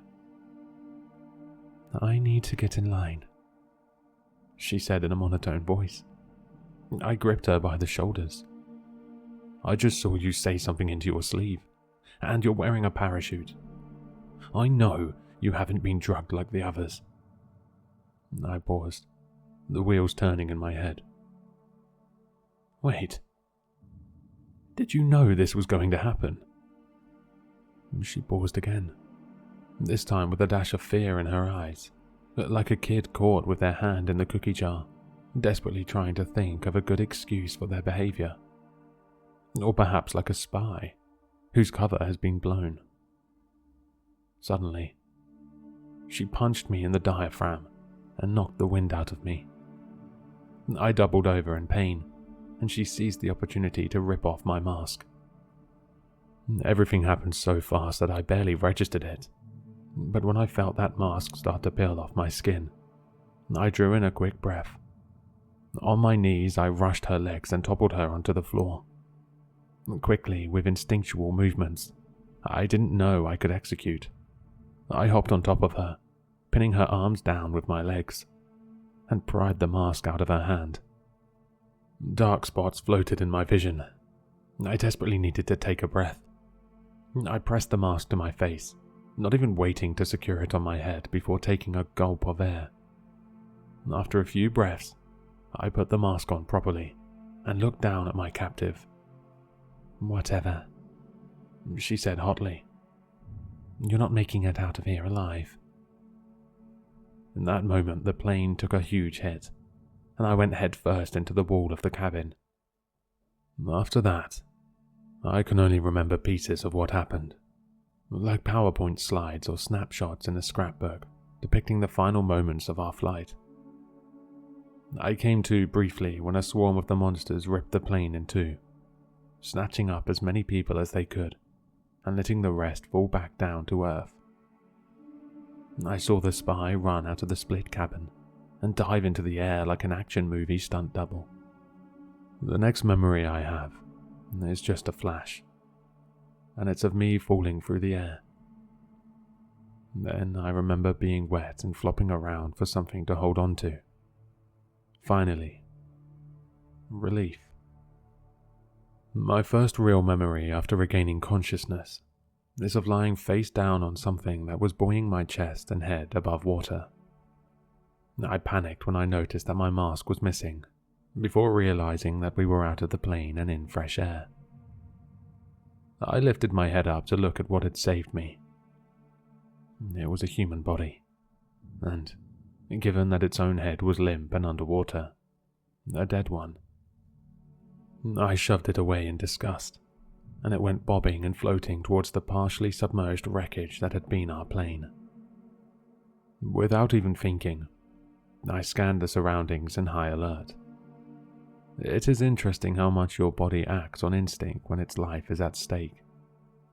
I saw that an unmarked tandem rotor helicopter, like the kind the military used to transport people, had landed in the water next to the plane. It was far enough away that I couldn't make out the faces of the people inside, but I know I saw a person in flight crew attire climb in. Was that the woman who attacked me?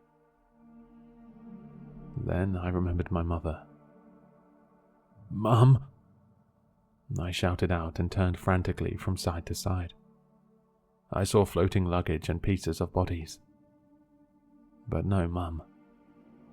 While I searched, an orange raft pulled up next to me. I turned and a man in an orange life vest offered me his hand. Have you guys found any older woman alive?" I asked hopefully. He shook his head. "Unfortunately, we haven't found anyone still breathing except you. I know this is hard to hear, but, well, chances are you're one of maybe 2 or 3 people who made it out alive." He let his words linger.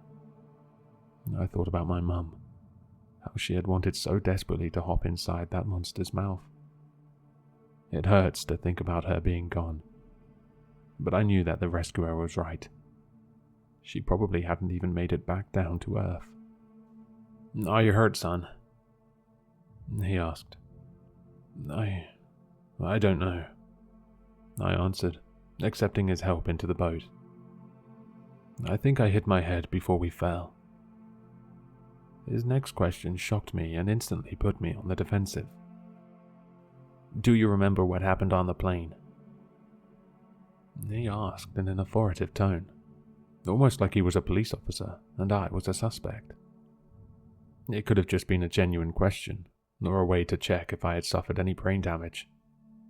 But I decided to play it safe. "No," I said, feigning confusion. Then I decided to test the waters, if you will. "All I remember is getting in line for something." The man glanced at his partner, who was brandishing what looked like a pistol. He shook his head a little, and the man looked back at me. "Well, you probably suffered some sort of brain contusion that's got you a bit confused," he said. His partner noticed I was eyeing the pistol in his hand and quickly added, "Just a flare gun. We fire it off when we need more help, if there are too many people in one area and whatnot." I nodded like I understood. They offered me a bottle of water and ibuprofen and promised to get me to a hospital where they would examine the extent of my brain damage. As we rode around looking for survivors, I felt something heavy in my breast pocket. It was my phone. I couldn't believe it. The pocket was buttoned shut, and somehow it had managed to stay that way despite everything. I checked it out and found that not only was it still functioning, but that it also had 1 bar of service. I chuckled. "Would you look at that?" I thought. For some reason it seemed so ironic that, after everything, my phone had come out without so much as a scratch. It would prove to be a godsend. Eventually, I was loaded into the helicopter along with what I learned were the only other 2 survivors. A Spanish woman who held the lifeless body of a toddler in her lap and wailed unconsolably. And the spy. The hardest part about the whole accident was having to look that fake flight attendant in the face and converse with her as if I didn't remember what she had done. Before we took off, the co-pilot turned around to look at me. "I hear you hit your head pretty hard in the plane," he said in a way that sounded more like a question. He was testing me. I'm not sure what happened exactly. All I know is my head hurts like hell, and I can't remember anything after we boarded. Just like in the raft, the co-pilot turned and looked at his partner, then shifted back to me. "What is it you do again?" he asked. "I'm a history professor," I explained. Then, hoping to secure my safe return home, I lied a little. "I'm supposed to give the keynote speech at a conference in 2 days, and you'll never believe this, but my phone is still working." I pulled the phone out of my pocket and pointed out the bar of service. So I gave them a call and told them that everything was okay, and that I would be there on Friday. I chuckled, pretending that I had only said this to point out the irony of my situation. The men looked at each other, and the pilot nodded. "Well, good for you," he said, starting the helicopter's engine as he did. "Let us know how it goes." I'm still not quite sure what attacked our plane that day, but whatever they are, the people in charge know about them and want to keep their existence a secret. I've tried researching the topic, but all I have found so far is the story of a man who survived a plane crash, but with severe injuries. In the hospital, he told stories of a hole that opened up in the plane's floor, and how everyone decided to line up one by one and jump through it. He explained that in the heat of the moment, it seemed like the right decision. Of course, the plane had crashed before he made it to the front of the line. which is probably what saved his life.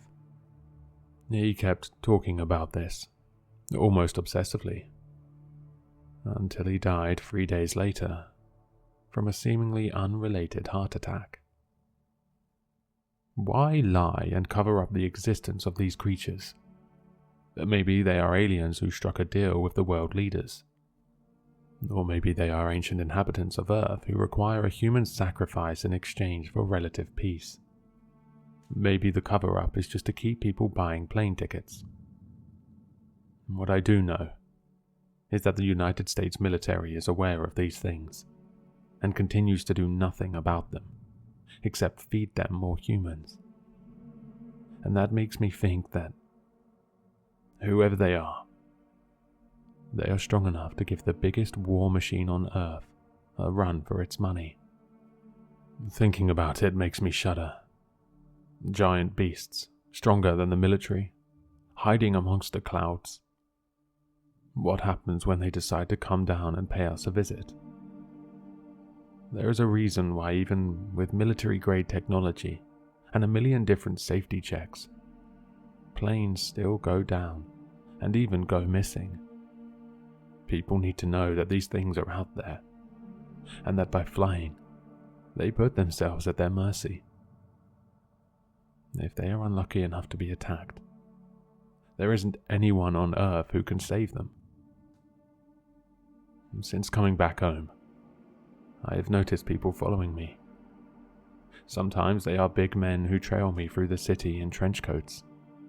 Sometimes they are beautiful women who I keep running into and are suspiciously interested in me and my plane crash story. I'm leaving this here in the hopes that at least one of you takes me seriously and does something about it. Now, if you'll excuse me, I have to go. There was just a knock at my door, and I have a sinking feeling that I know who's there.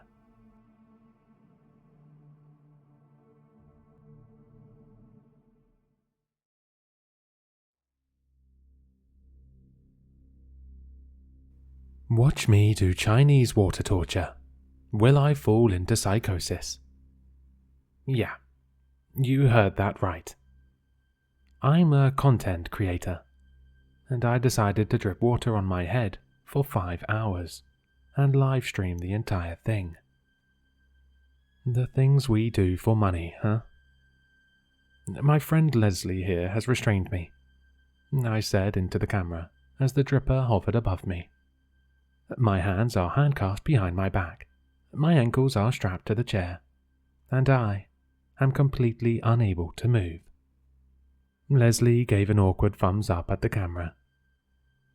Did you know Chinese water torture didn't originate in China?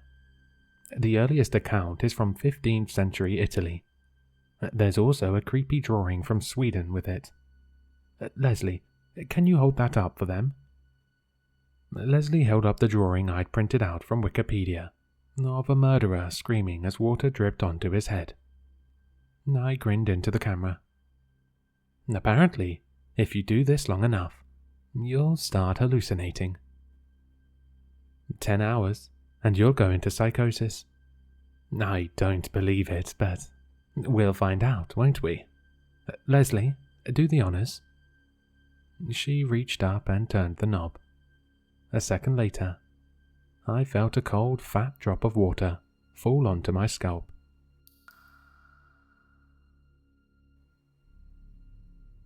"1 hour has passed," I said, looking into the camera I'd placed across the room. "I feel mostly good.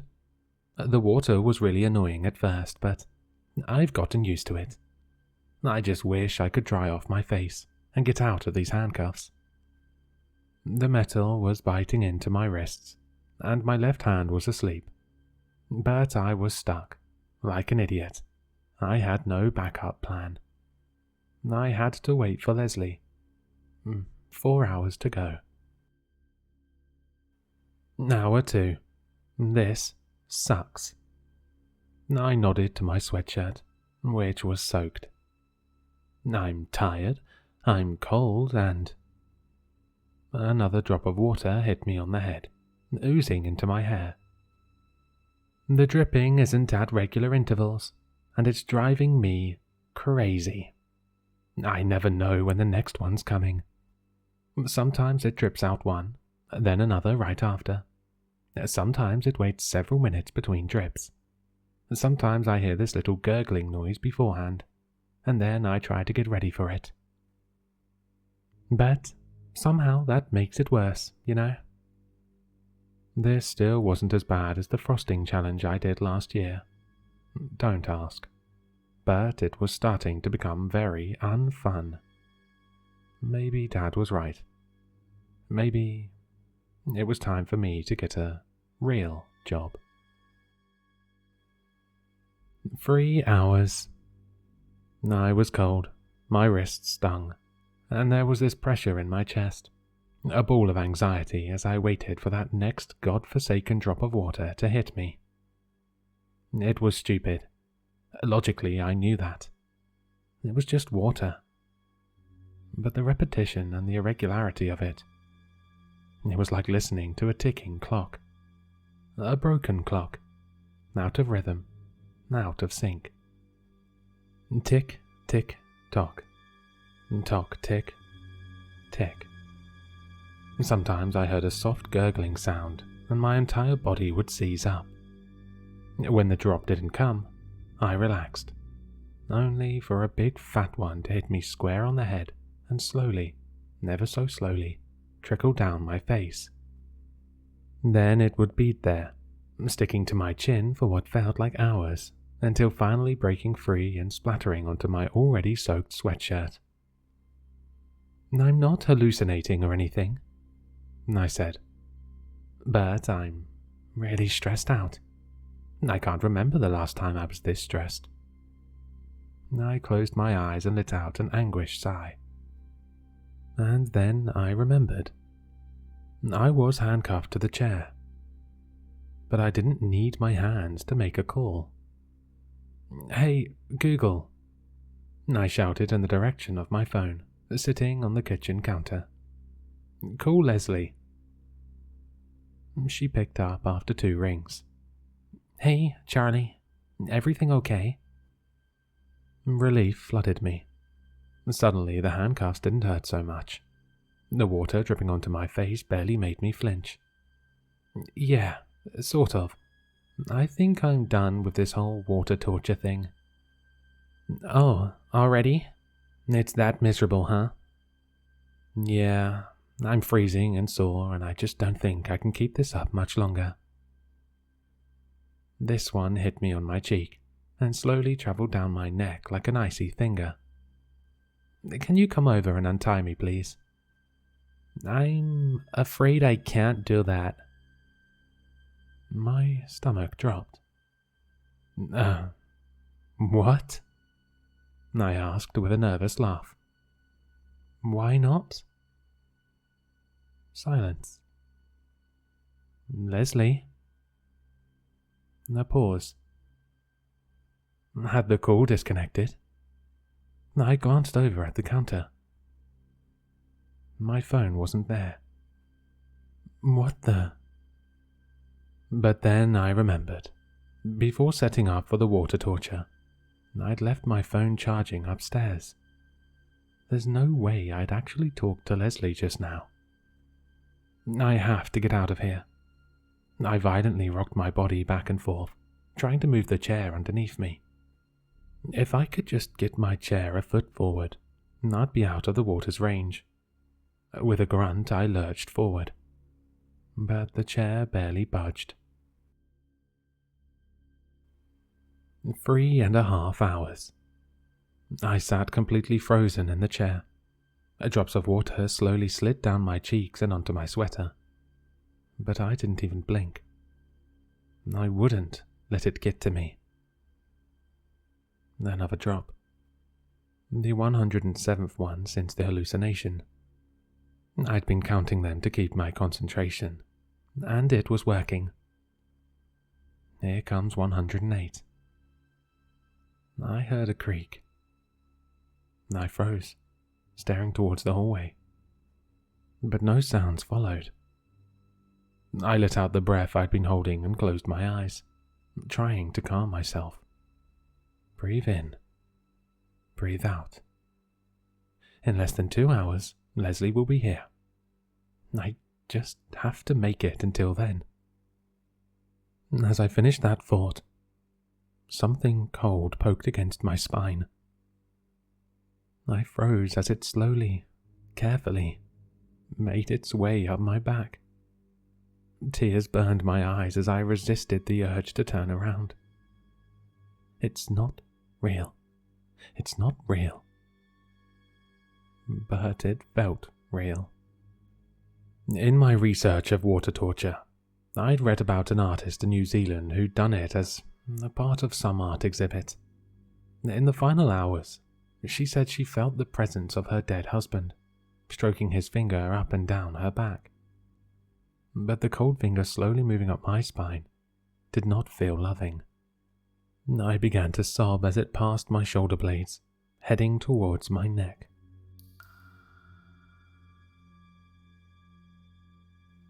Almost 4 hours. I heard a child laughing softly, just beyond my view in the hallway. Little pattering footsteps across the wooden floor. But when I finally saw a glimpse of it, there was something horribly off with the way it moved, like it was something inhuman, trying to imitate human movement. Something was walking behind me. I could see its shadow passing over me, stretched out on the tile floor. Cold fingers grazed my spine again, and this time, when the fingers reached my neck, they squeezed. And then the most horrible one, the last one I remembered before everything went black. The voice started off soft, barely audible, but I recognized it instantly. My mother's voice. She was singing Bram's lullaby, which she used to sing to me as a child, before she died 14 years ago. The lullaby got louder as I sat strapped to the chair, frozen. Pleasant dreams until the dawn. The sound moved around the house, sometimes coming from out in the hallway, sometimes from upstairs. Tears ran down my face as I listened to her sing. Start the day with a smile. Her voice was right in my ear. I screamed. I began rocking the chair back and forth, violently, trying to desperately escape. But the chair barely moved. She was standing in front of me. I stared at her baby blue slippers on my tile floor.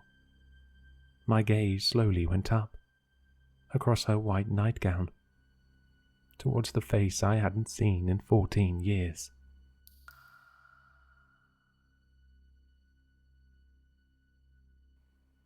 I woke up in the hospital. Leslie's face hung over mine, her eyes red and swollen from crying. I was so worried about you. I thought we'd lost you. That night after I returned home, I watched a replay of the live stream. I fast-forwarded to the last thing I remember, around 4 hours into the video. I could see myself sitting on the chair, the dripper hanging above me. I watched myself scream as I heard my mother's voice in my ear. Then I saw my eyes slowly travel upwards and stop about 5 feet off the ground, where her face would be. Then I violently turned away and began bashing my head into the kitchen table. After several sickening thwacks, I could see the blood, thick patches blooming out of my hair, running down my face. But I didn't stop. If anything, I sped up, wildly thrashing my head into the table, as hard as I possibly could. And then my entire body went still. I'd knocked myself unconscious. I watched in horror as I lay there, Eyes closed, blood pooling out onto the table. No wonder Leslie had thought I was dead. Several minutes went by, and then I saw her run into the frame, frantically tending to me. But then I saw something else. Just for a second. In the water pooled on the floor. A dark shape, flitting across the reflections, then vanishing from sight. Maybe there is more to water torture than we thought.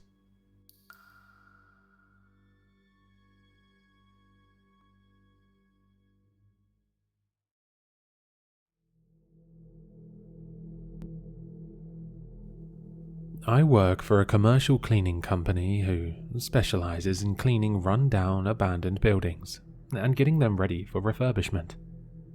We were hired to clean out an old hospital that had been abandoned for some 20-odd years. My team, of which there were 3 of us, was assigned to the behavioral health unit, or more simply, the Psych ward.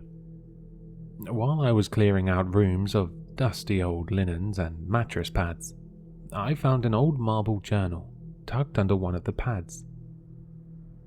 I opened it up and flipped through quickly, and saw that it was about half filled with journal entries. I thought it was pretty cool, so I slid it into my back pocket so I could read it later and went back to work. I totally forgot about it until I got into the car to drive home. When I got home, I decided to read it, and what I found inside was terrifying, mostly because of the similarities between what was in the journal and what we had cleaned up earlier today. I'll go over the connections I found between the journal and what I saw today later, but before that, let me share the story. I'm going to try and stay as true to the writing in the journal as possible. So that means some things might not make a lot of sense and the grammar might not be perfect. Anyway, let's get started. Day 1, 12 p.m. The ER nurse lied to me. She said I could leave after 3 days. The doctor here said she decides when I leave. She said I won't be out in 3 days. I don't want to be here. I don't belong here. Day 2, 11 a.m. I've been here 24 hours. I don't want to be here. I don't belong here. They do a patient check every 15 minutes. If you're in your room, they knock loudly on the door. They don't care about the time. I can't sleep. They gave me my meds and say they have mood stabilizers for me tonight. I miss Thea. I miss my bed. This is my world now. Day 3, 11 a.m. It's been 42 hours. I'm feeling a little better. I broke down last night. I played some Monopoly earlier today. It was fun. After I broke down, I was given meds to calm me. I laughed for the first time since coming here. Day 5. I'm okay. I'll be okay. Day 7. It's time to go home. They won't let me leave. I don't know why. I ask and they ignore me. I just want to go home. Day 10. There was a huge boom from outside. None of the nurses reacted. They just carried on like normal. All I can see out of the window is black smoke.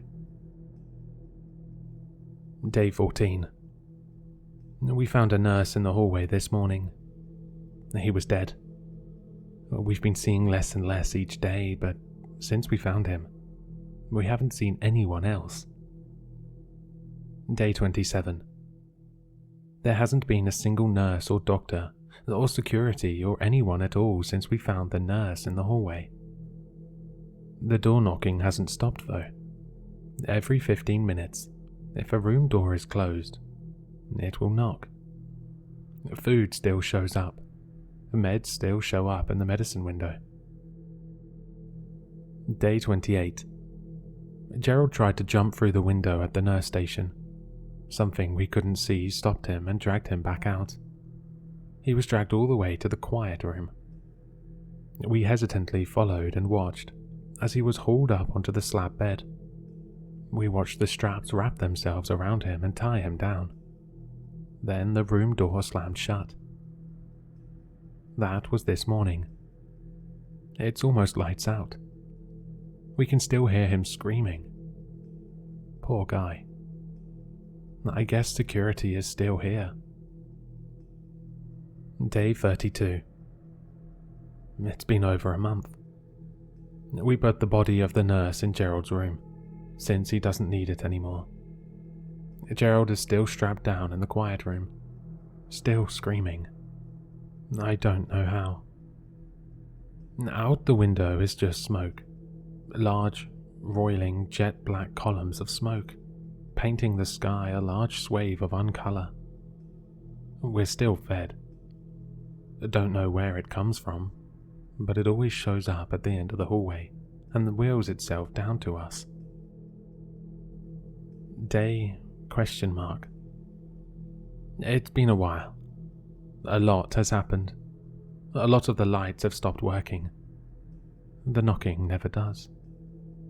Some of the windows have cracks in them. I don't know how. None of us could even scratch them.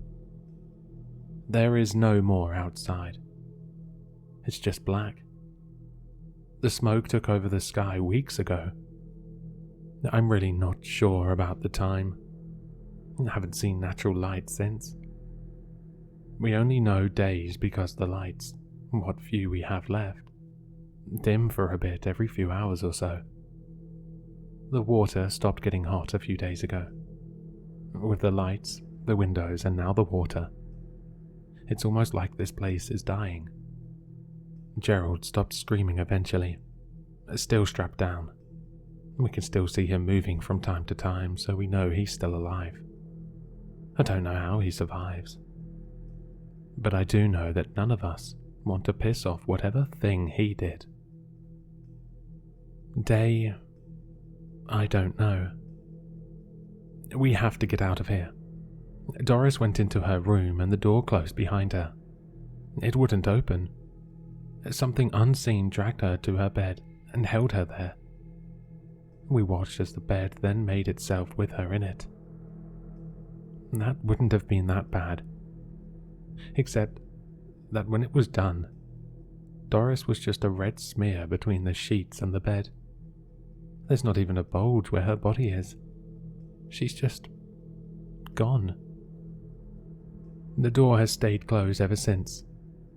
No one is brave enough to go into their rooms now. We're all just staying in the day room. It's been a few days. I lost this book for a bit. It's not that strange. Stuff sometimes goes missing here. We just assume the housekeepers got it. The strange part is that I found it in Gerald's room, next to the body of the nurse. Now just a semi-wet pile of meat and bones. No idea why that room won't clean itself.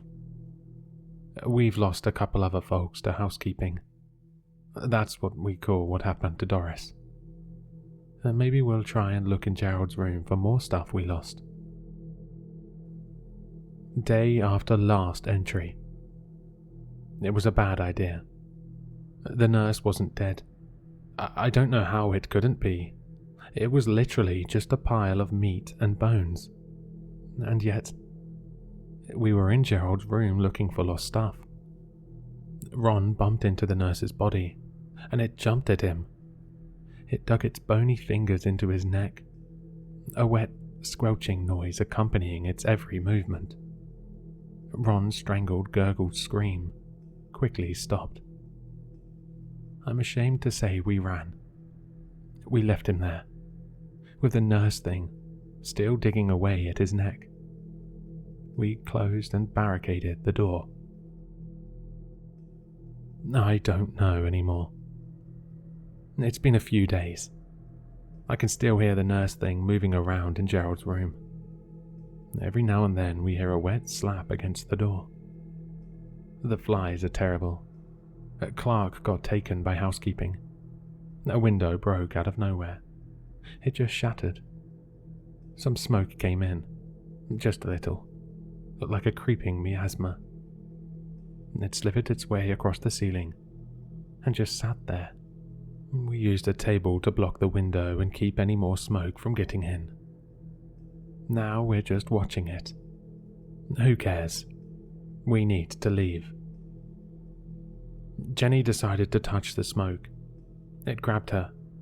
Like a snake, a thin trail came out and coiled itself around her outstretched arm and down her body and dragged her into itself.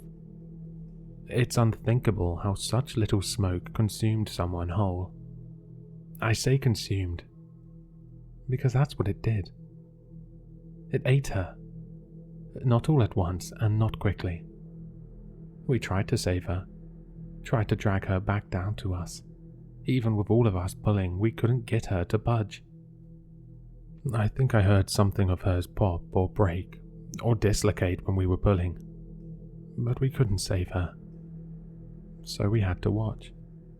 We had to watch as it slowly pulled her into itself. There was no noise, except for Jenny's screeches and screams. But it did eat her. Eventually. I don't think I'll ever forget her screams. We stay away from it now. It stays on the ceiling, moving around but never comes down. We're now living in fear of yet another unexplainable thing. Too long. The nurse. No idea. Was he ever dead? Was he even human? Gerald? Not dead somehow. Still strapped down. Doris. Housekeeping. Aspen. Housekeeping. Donald. Housekeeping. Ron. The nurse thing. Jenny. Eaten by the smoke. Danielle. Eaten by the smoke. We're leaving. We've lost too many people just sitting here trying to survive. We'll unblock the window and hop out. There's a small landing with an access hatch about half a story below. I'm leaving this book here as a way to ensure we are not forgotten. If you find this, I didn't live to come back for it. Goodbye. Note: this journal was found in the room of a mental patient who jumped out of his window to his death. I came back. I didn't write that. I don't know who did, but it wasn't me. I found this journal, right where I left it. It's just me now. We didn't even make it out of the hospital. I came back because I'd rather die here, where I'm at least taken care of. We were exploring the hospital for about a week, I would say. This place hasn't changed much. The black smoke is still there. It moves around the ceiling, following me. I feel like it's watching me. Like a predator watching its prey. Not actively hunting, but just waiting for any little slip-up so it can bag itself an easy meal. It won't be from me. I guess I should explain what happened, and how everyone died.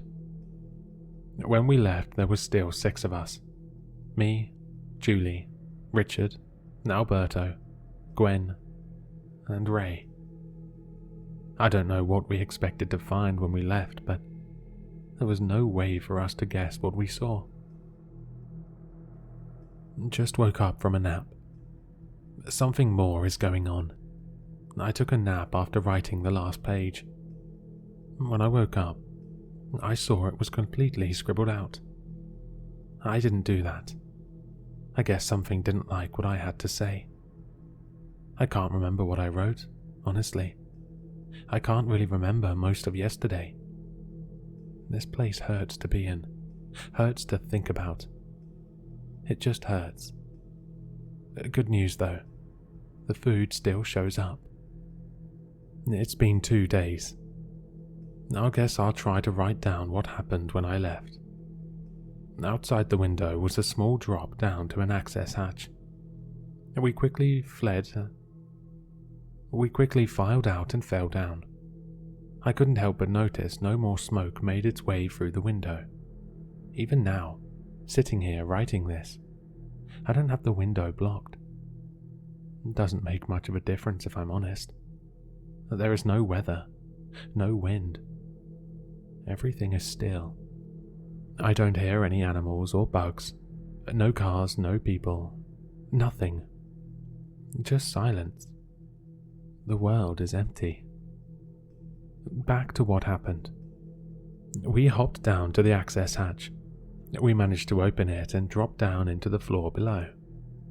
I tell you what floor number, but I honestly don't know. When we hopped down, we were in a hallway. Long and semi-lit. I guess the rest of the hospital was falling apart, just like our unit. Half of the lights were either flickering dimly or just out. Still enough light to see where we were going, though. The hallway had elevators on one side, and a few rooms on the other. The rooms were labelled Radiology 1, 2, 3, and so on. Throughout the entire hall was a low humming and beeping, the sound of medical equipment left on. Being all too familiar with house cleaning, we didn't dare go into any of the rooms. Gwen wanted to take the elevator, but the rest of us said no. There's no telling what horror that would have led to. Once we got our bearings, we chose a direction and started walking. It was dark. We could barely see the floor. I guess that's why we didn't notice at first. When we did notice, we were too terrified to move. We had been walking maybe 10 minutes. The hallway just went on and on. Every now and then we would pass a sign with an arrow and the word visitation on it, pointing the way we were going. Occasionally we would come to large intersections with multiple hallways leading off. It was in one of those intersections we noticed what was around us. All over the walls were dark stains, the colour of dried blood. Everywhere on the floor we found wet piles of rotting meat and bone, like our nurse thing. It's amazing how we didn't smell it at first, but once we noticed, it was all we could smell. It was horrible. It was horrible. Just thinking about it makes me want to puke, even now. I had to go throw up. I caught a whiff of the smell. I don't want to think about where it came from. We were stood in the intersection, surrounded by potential monsters. We had no idea how long these things could last like they were. Hell, they were literally half-rotted.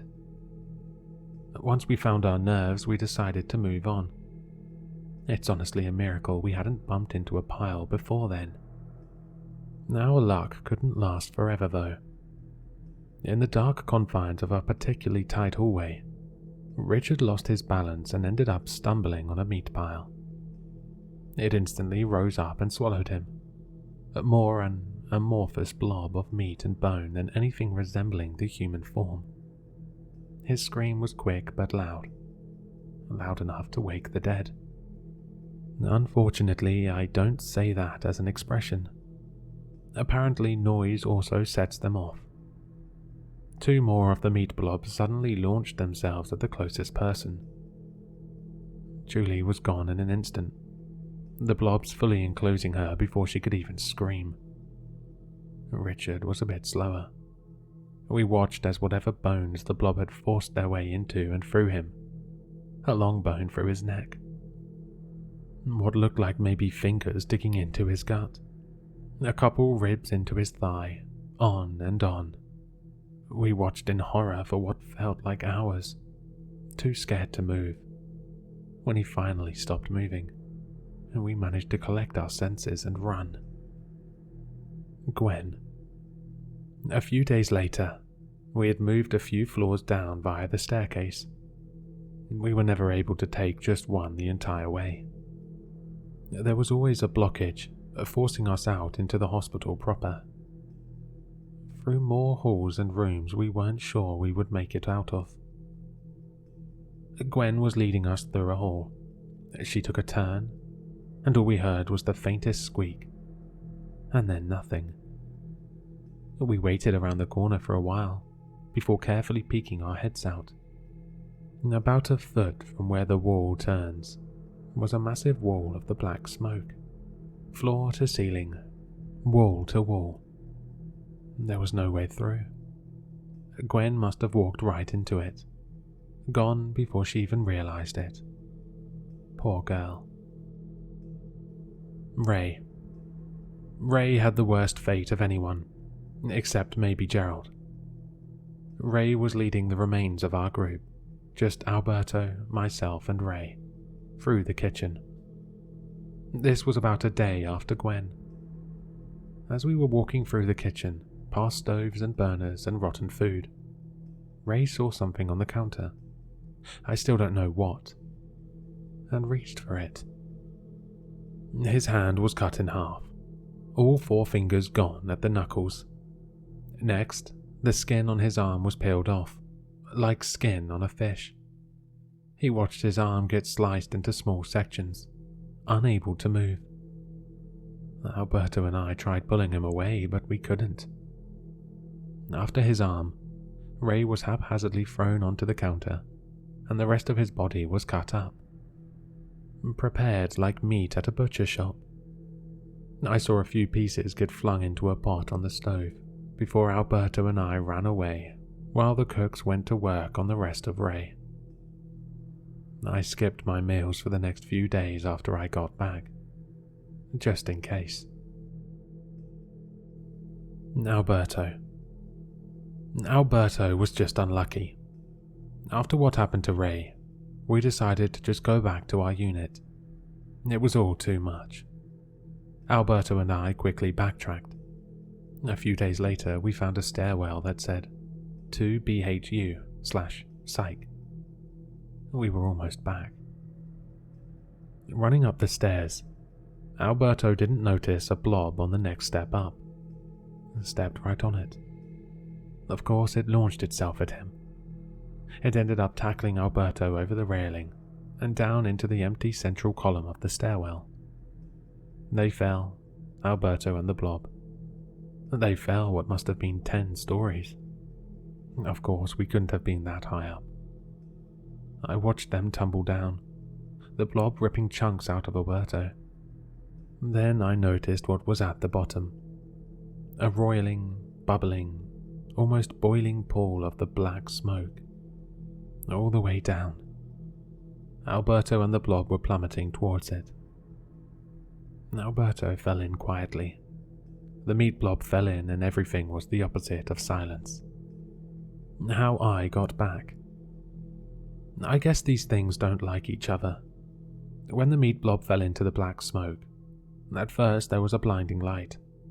I can't describe the color. It was beyond white. That's all that comes into my mind when I try to recall what it looked like.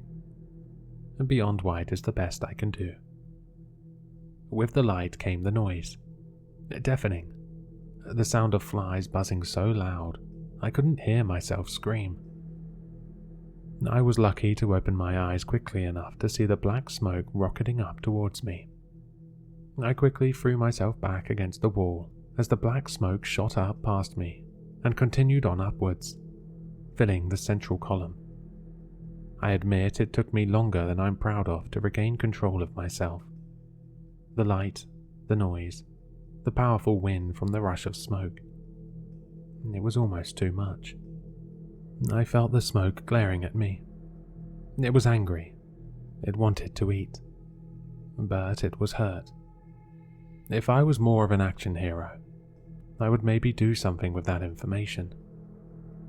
But I'm not. So I ran. I ran up the stairs as fast as I could. I ran through the door marking floor 3. I ran through the halls, following the signs for the behavioral health unit, thanking whatever power above that all these doors were unlocked. I crashed through the twin doors leading back to where this all started. I collapsed onto the floor, finally feeling some semblance of safety. I didn't know how long I was out for. I only realized after I woke up. All the doors that were unlocked. They all locked behind me as I ran. Now I'm stuck here again. It's been a few days. I'm alone. Gerald is still here, of course. He's still strapped down. He's little more than literal skin and bones now, but he's still moving. The water is still cold. The window is still broken. The smoke still follows me. The food still rolls down the hall towards me. I did learn something through all of this, though. The realization of false hope is more damaging than no hope at all. So, for now, I'll just live here with no hope of getting out. I'll be okay. That's the whole thing. Pretty creepy, if you ask me. When I was cleaning up earlier today, I noticed the ceiling was smudged with a lot of black stuff. Windows were cracked, with one window leading to an access hatch broken open. In the solitary hold rooms, I guess what the writer called the quiet rooms, there was one bed with its straps tied down. Nothing on the bed though. A few of the rooms had linens that were completely stained with something. Honestly, couldn't tell you what. Walking through the hospital, I also noticed a lot of stains on the floors. I can't say for certain, but I've had to clean up dead bodies before, and the stains in the hospital looked exactly like the kind of stain a body leaves when it sits and rots for a long time. After reading that and comparing what happened in the journal with the kind of mess I found, I'm honestly considering calling out tomorrow. Maybe even just call out for however long it takes to finish cleaning that damn hospital.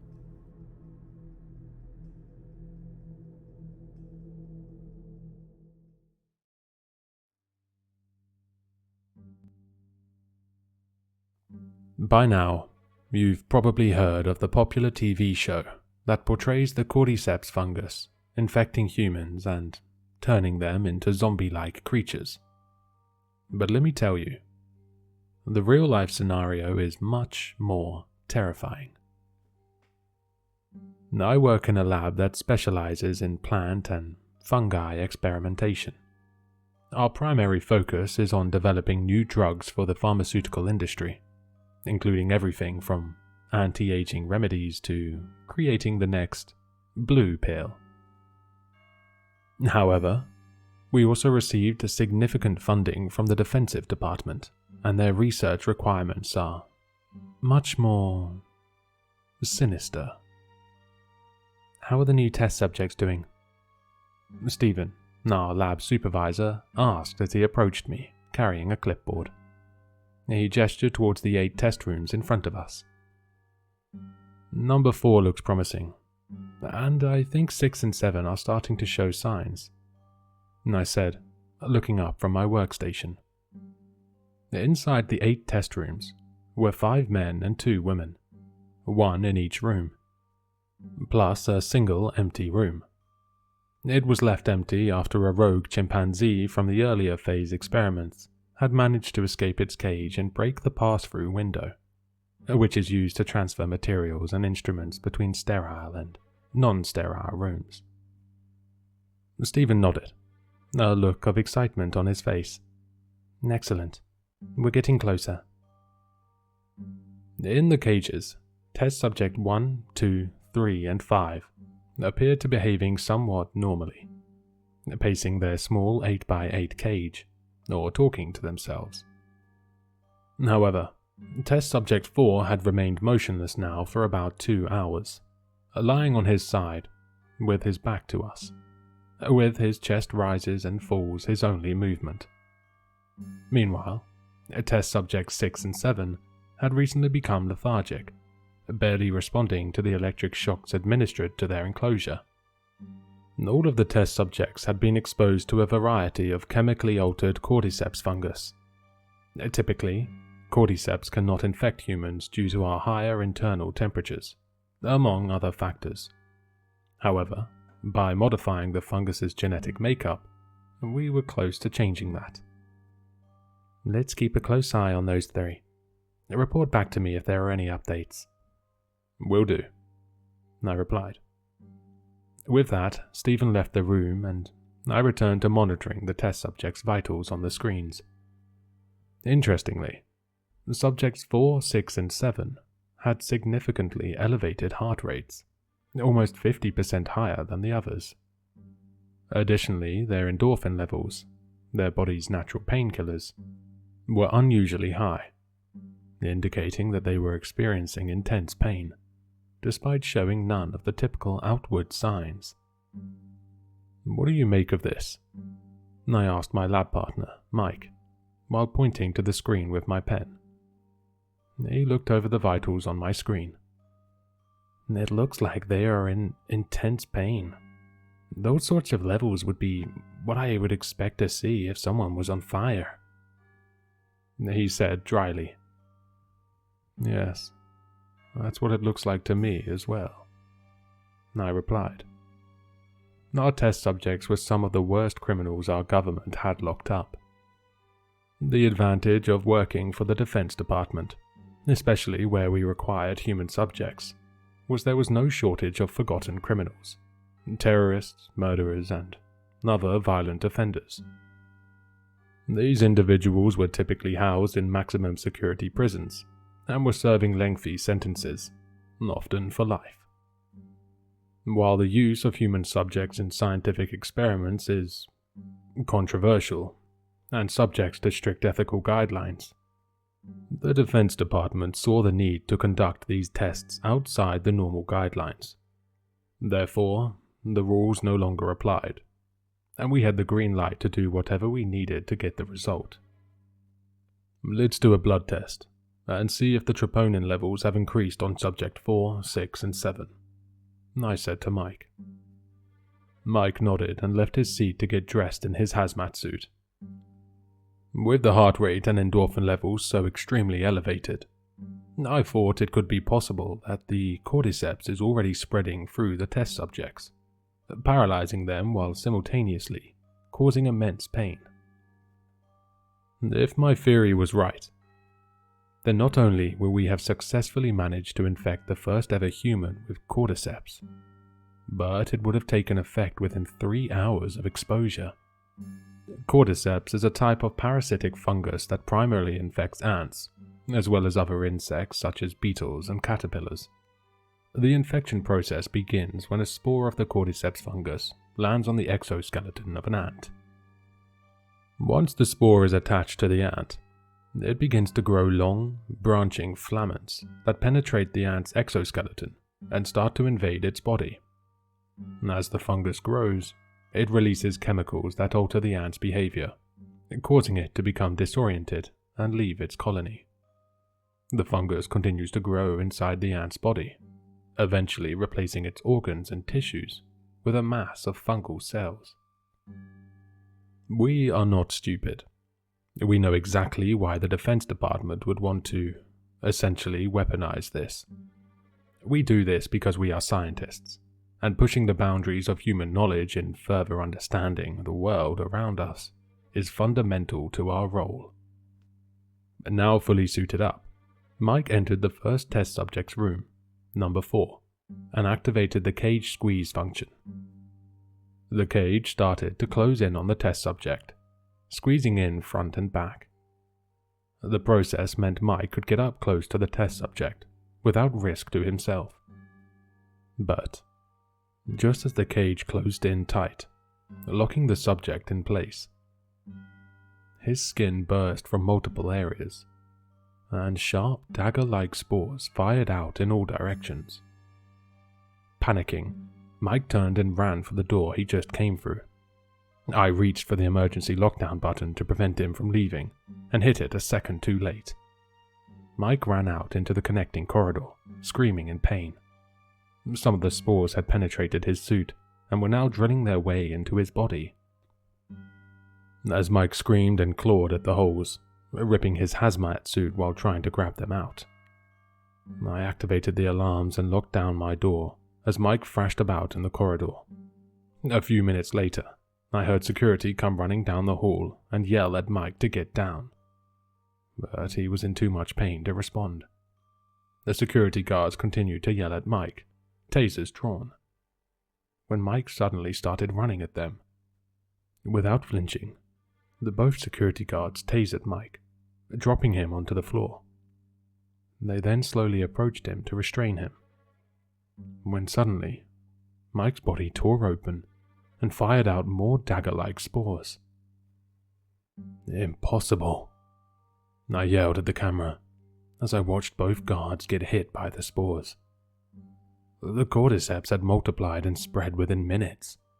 The guards, now themselves in agonizing pain, ran back through the doors that they came from and into one of the main lab halls where more than a dozen researchers were working. Watching through the cameras, I saw the researchers panicking and trying to escape via the now locked doors as the two security guards thrashed around. Then, just like Mike, the security guard's skin split open, firing multiple spores all around the room. Most of the researchers had now been infected, and those that avoided being struck by the spores weren't so lucky a few minutes later, as more spores went flying around the room. Soon, every researcher was infected, screaming and writhing in agony. I stayed in my locked room for hours, watching as the infected slowly stopped moving. One by one, they collapsed to the floor or on tabletops, and I watched in horrified amazement as fungal growth started to sprout from the holes in their skin. I eventually put on a hazard suit, unlocked the door, and left the office, slowly walking towards Mike's still body.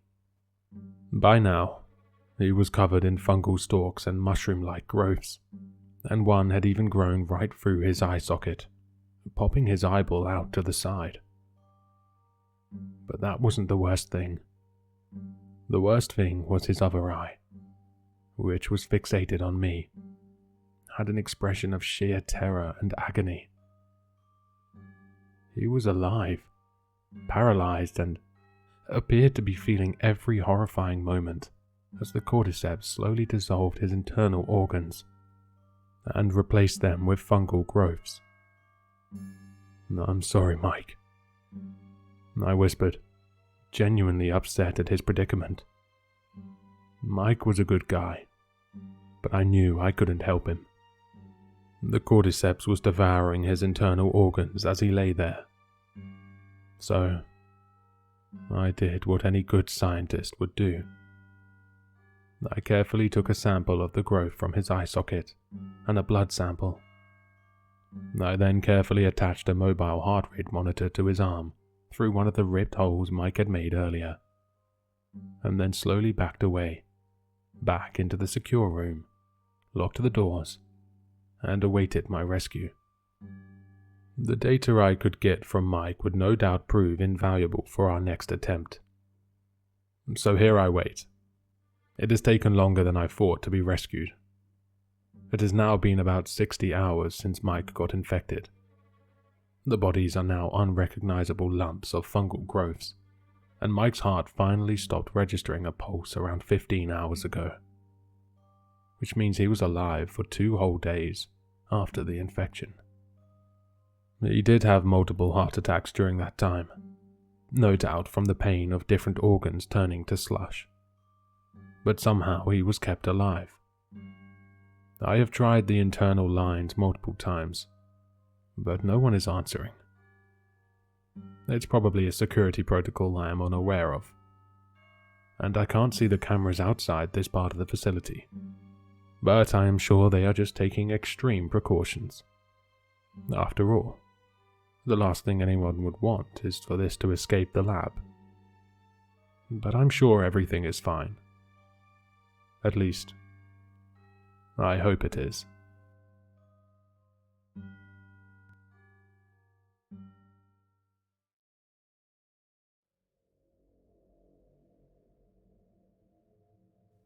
You know how you start to do the most random things when you're bored out of your mind? A year ago, boredom found me trying to access my old Yahoo email and somehow getting in. I was hit with a wave of nostalgia upon seeing the updates and notifications of old games like Neopets, MapleStory, and Club Penguin. As I scrolled down, I noticed that there were a bunch of emails in the spam inbox. Curious, I clicked on it and discovered that they were sent by my brother Jack 19 years ago when he went to the Arctic for a research job. Date 4th of July 2004. Hey Squirt. Surprise, surprise. It's your big bro here. I hope you're reading this on the email I made you and give me a reply. I bet you don't know how to, though. Anyway, we might get a kick out of this years down the line, so just be my diary for a while, won't you? How have you been? I know it's only a few days since I left, but I miss you guys. The Arctic is freezing, and the people are cold too, pun intended. Like, I met this burly dude called Kafka, who totally ignored me when I made a joke about his name. You know, Kafka is my favorite author, right? On the bright side, there's a seal colony close to the base. Blubbery as they are, they're cute as heck. I wonder if they'll let me bring you one back as a souvenir. Peace. The best big bro ever, Jack. Date 9th of July 2004. Yo. 5 days in the job, baby. You, mum and dad doing okay? I wasn't getting much work at first, but the guys have entrusted me with a lot more stuff to do. Mostly lab work, but that's fine. Work is better than nothing at all. The Arctic is majestic and all, but there's barely anything to do, sad face. I'm pretty sure I walked 10 laps around the research base at one point, because I was so bored. The internet's bad too, and only the email software works. The people here are literal zombies. It's sunny the whole day, but they act like the joy's been sucked out of them. Maybe the cold's got into their heads. Anyway, I'm sure that'll change when I make the biggest Arctic breakthrough. They'll be cheering in no time. Your brother's a genius after all. Cheers, Genius Jack. Date 14th of July 2004. Hey bro, how's the summer holiday? Did you go anywhere fun? I'm finally allowed to go on outside expeditions, catching seals and tagging them mostly. That's fun. There's something effing... Gotta censor this or I'll be in trouble with mum. Weird though. Some dude came to the base and the people are all happy now for some reason. They call him Reverend. He dresses like a priest even though it's cold as heck. He seems like a nice dude, but it's weird that he showed up out of nowhere. I asked around about who he was and they just told me that he was a former researcher who found the truth. As for what the truth is, I've got zero clue. Guess I'll play detective for a while. Catch you later, alligator. Sherlock Jack. Date 16th of July 2004. Dear Lil Bro, how are ya? Got any new crushes? I've got a crush. Literally. A chubby seal bit me and my arm was crushed. Just kidding. I got a wound, but it's all bandaged up now. One of the seals we were tagging wasn't fully sedated, so I got hurt. I'm healing up fine now in my room. By the way, Reverend held a prayer session when my arm was bit. I didn't understand because it was in a language I've never heard before. Or maybe I was just doped up on drugs. But all the researchers were crying. I was kind of creeped out, for some reason. Stay safe, Jack. Date 19th of July 2004. Hey kiddo, you alright? I'm typing this with one hand. My arm's not doing too well. The color's all off and it hurts. I'm worried it might have to get cut off or something. Kafka's been nursing me but keeps chanting something under his breath. Reverend comes by and they whisper to each other. I keep hearing a word that sounded like Kathwathi or something. I don't know the language and don't know what it means. I asked Kafka what it meant. The one under the ice was all he said before leaving the room. Weird, right? Anyway, your bro's strong. 1 arm or 2 arms. I'm gonna wrestle you to the ground when I'm back. Love you, Jack. Date: 21st of July 2004. No more. Cold. Good night. The email dating 21st of July 2004 was the last one. Jack came back home in August, safe and sound. What I read never left my mind until I saw Jack again at a family gathering today. He was wearing a t-shirt, arms exposed, not a hint of a scar on either of them. I had to know what happened. Is your arm all right? I asked as we drank beer together on the porch. He slowly turned his head towards me, lips stretching into a tight smile. At that moment, everything about his face was just wrong to me. Why wouldn't it be? I looked into his eyes. Deep, vacant voids of nothing. This was not my brother.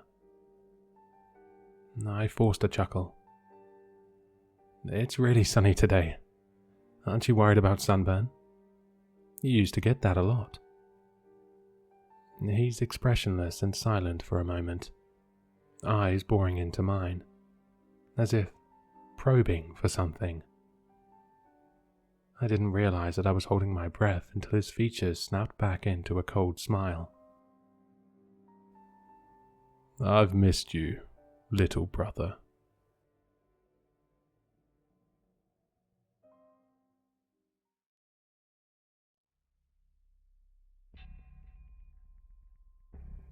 I'm desperate. You must listen to this and understand that my fate can be yours as well. The last game I'll ever play started tonight. A game I'll lose. The night started like every other. My friends and I had spent hours playing matches of Call of Duty. Time slipped by and, before we knew it, our clocks showed midnight. Everyone besides me had classes in the morning. So I decided to stay on and play one more match with a group of random players. I started out with a quick kill streak and felt that I was going to end the night on a high note. That was before Bagman 6066 joined the match. Bagman 6066 first appeared after I had died. Once I spawned back in, their avatar stood right in front of me, completely blocking my view. At first I thought they were a troll, but it didn't take long for things to feel off. Due to Bagman's interference, an opponent killed me quickly. Anger flared in me. I decided to not let it get to me, but as soon as I spawned back into the map, there they were. Bagman, again, stood blocking my view. How? There's no way they knew where I was going to spawn. It wasn't worth my time. I immediately logged out of the match and started to power off my Xbox. Then there it was. A notification popped up on the bottom of my screen. Bagman 6066 sent you a friend request. I still don't know what came over me. I accepted. A message immediately popped up. Bagman. Sorry. I stared at my screen for what felt like hours before replying. I thought maybe it was just a kid that didn't mean any harm. I replied, "It's cool. Don't worry about it. It's just a game. I'm logging off. Have a good one. Bagman responded. No, I'm sorry. Don't get off. I have a better game. I replied, Sorry, I'm beat. See ya. I have no idea why I even said that much. It was just some random player. But I just felt compelled to reply. Then they crossed the line. Bagman, I'm telling you, don't get off, or I'll come and play at your house. Well, enough of that. I quickly blocked Bagman and turned off my Xbox. The encounter made my heart race. It wasn't the first time someone had done something weird on the internet, and before I knew it, I was in bed flipping through TikTok. Endless scrolling, and my eyes began to falter. I fell asleep. An hour later, I jerked awake. Panic coursed through me as I tried to breathe. No matter how hard I sucked in, air didn't make it to my lungs. I coughed, but the blockage wouldn't budge. I reached into my mouth, and at the back of my throat, I could feel something. It was slick, but I was able to pinch it and pull it out. A little square baggie sat in my hand. I couldn't stop looking at it. I felt cold. Inside the baggie was a small piece of paper. After snapping out of my trance, I dumped the paper onto my bed and unfolded the note. It contained a nicely handwritten message. I have a better game. Love. Baggy. My first thought was to call someone. Mum, Dad, or 911. I shared a small house with a friend who was out of town. I was alone. Well, I hoped I was alone. I ripped the covers off my bed as I searched for my phone. Nothing. It was gone. My mind raced on what to do. Then I got an idea. I could contact a friend on my Xbox and have them call 911. Darkness enveloped my room. The only light shone from a street lamp through the window. I stumbled across the floor, tripping over clothes and my backpack. Sitting on the floor, I stared up at my TV and Xbox. Time felt as if it had slowed as my Xbox took a moment to start up.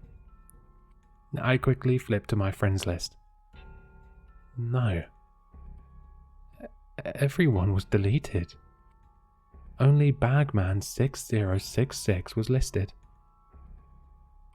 A notification popped up. Bagman sent you a message.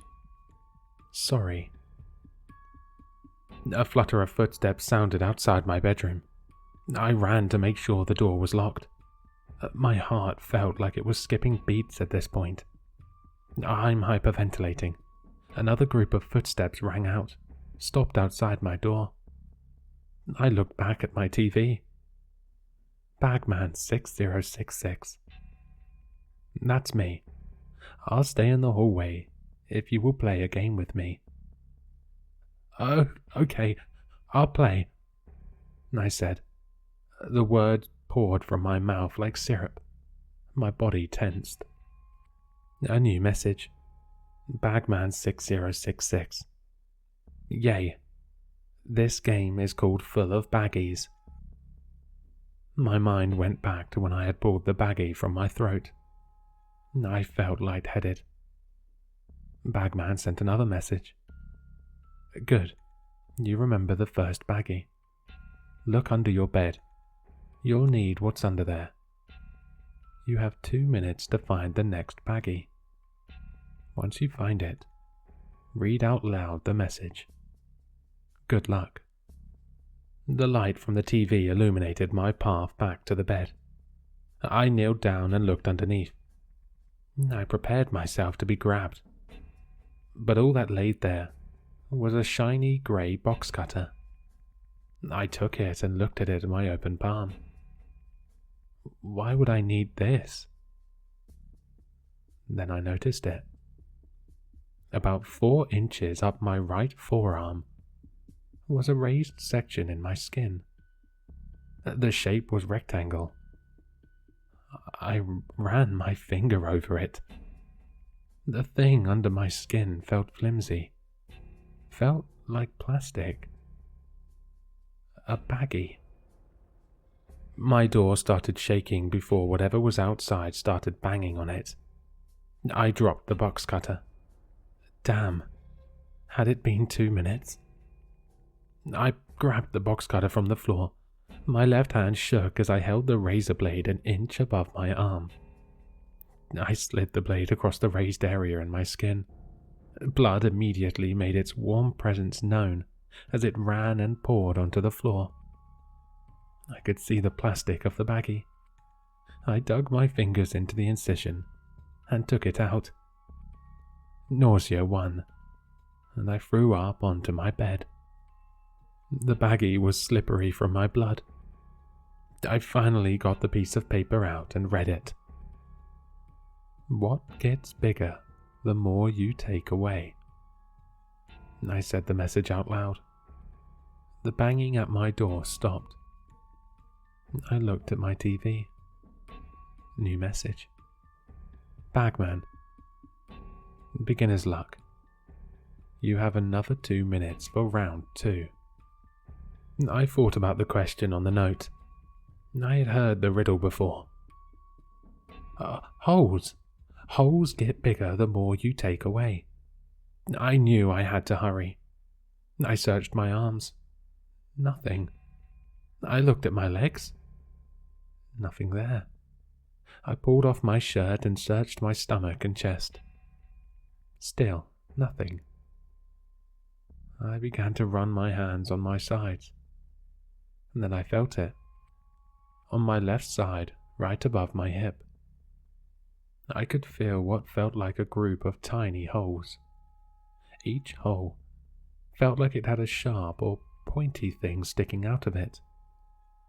I hurried over to my full-length mirror. The banging on the door started again. I could make out a tight cluster of dark small holes. The grouping was the size of a softball. Each one had the corner of what I guessed was a baggie sticking out. I began to pull out each one. There had to be at least 20. Each baggie slivered from its tiny hole, leaving a larger hole in its absence. Every removal sent a jolt of pain through my body. Finally, the last baggie had the paper in it. A weird slimy substance covered the baggie. The note read, pronounced as a letter, written with 3. I have a twin, whom I cannot see. I had tried to stop the bleeding on my arm with my shirt, but I was beginning to feel faint. I pressed on, reading the note out loud. I had no idea what this riddle meant. I looked at my TV for guidance. Bagman 6066. We are almost done.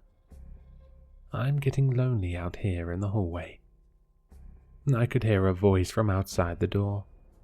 It just repeated the same t sound over and over.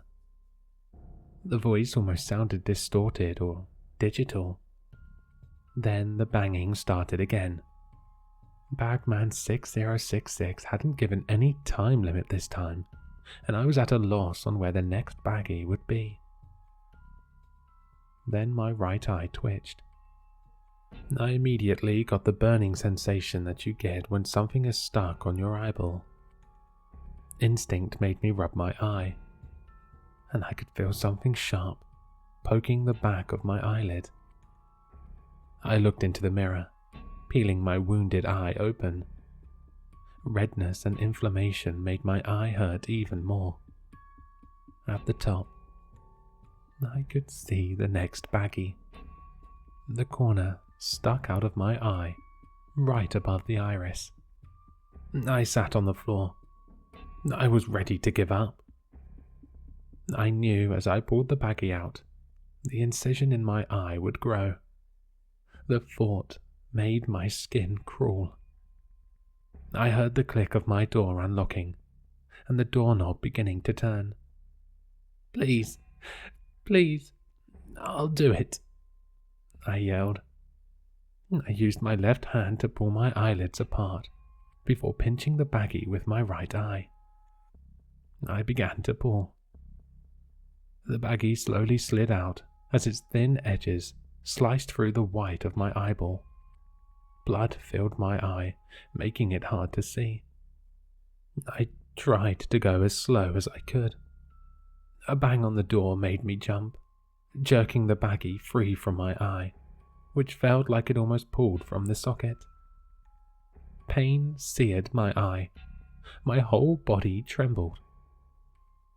The note read, "Cut me, and that will be the end of thee." Weak, I fell back against my mirror. The words barely came out as I read the note. I looked up at the TV, my vision impaired from the blood. Bagman 6066. Final round. No rush. My heart sank as the door slowly opened. In the doorway, a tall, lanky shadow filled the frame.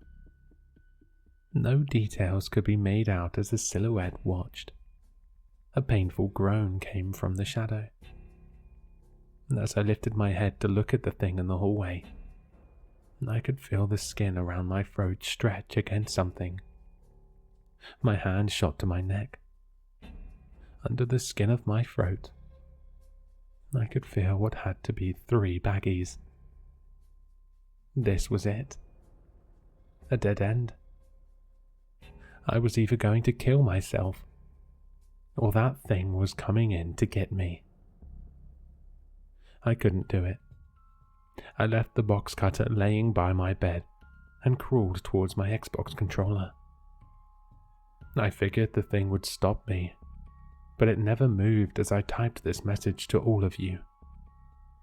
A warning to never accept a friend request from Bagman 6066. Never.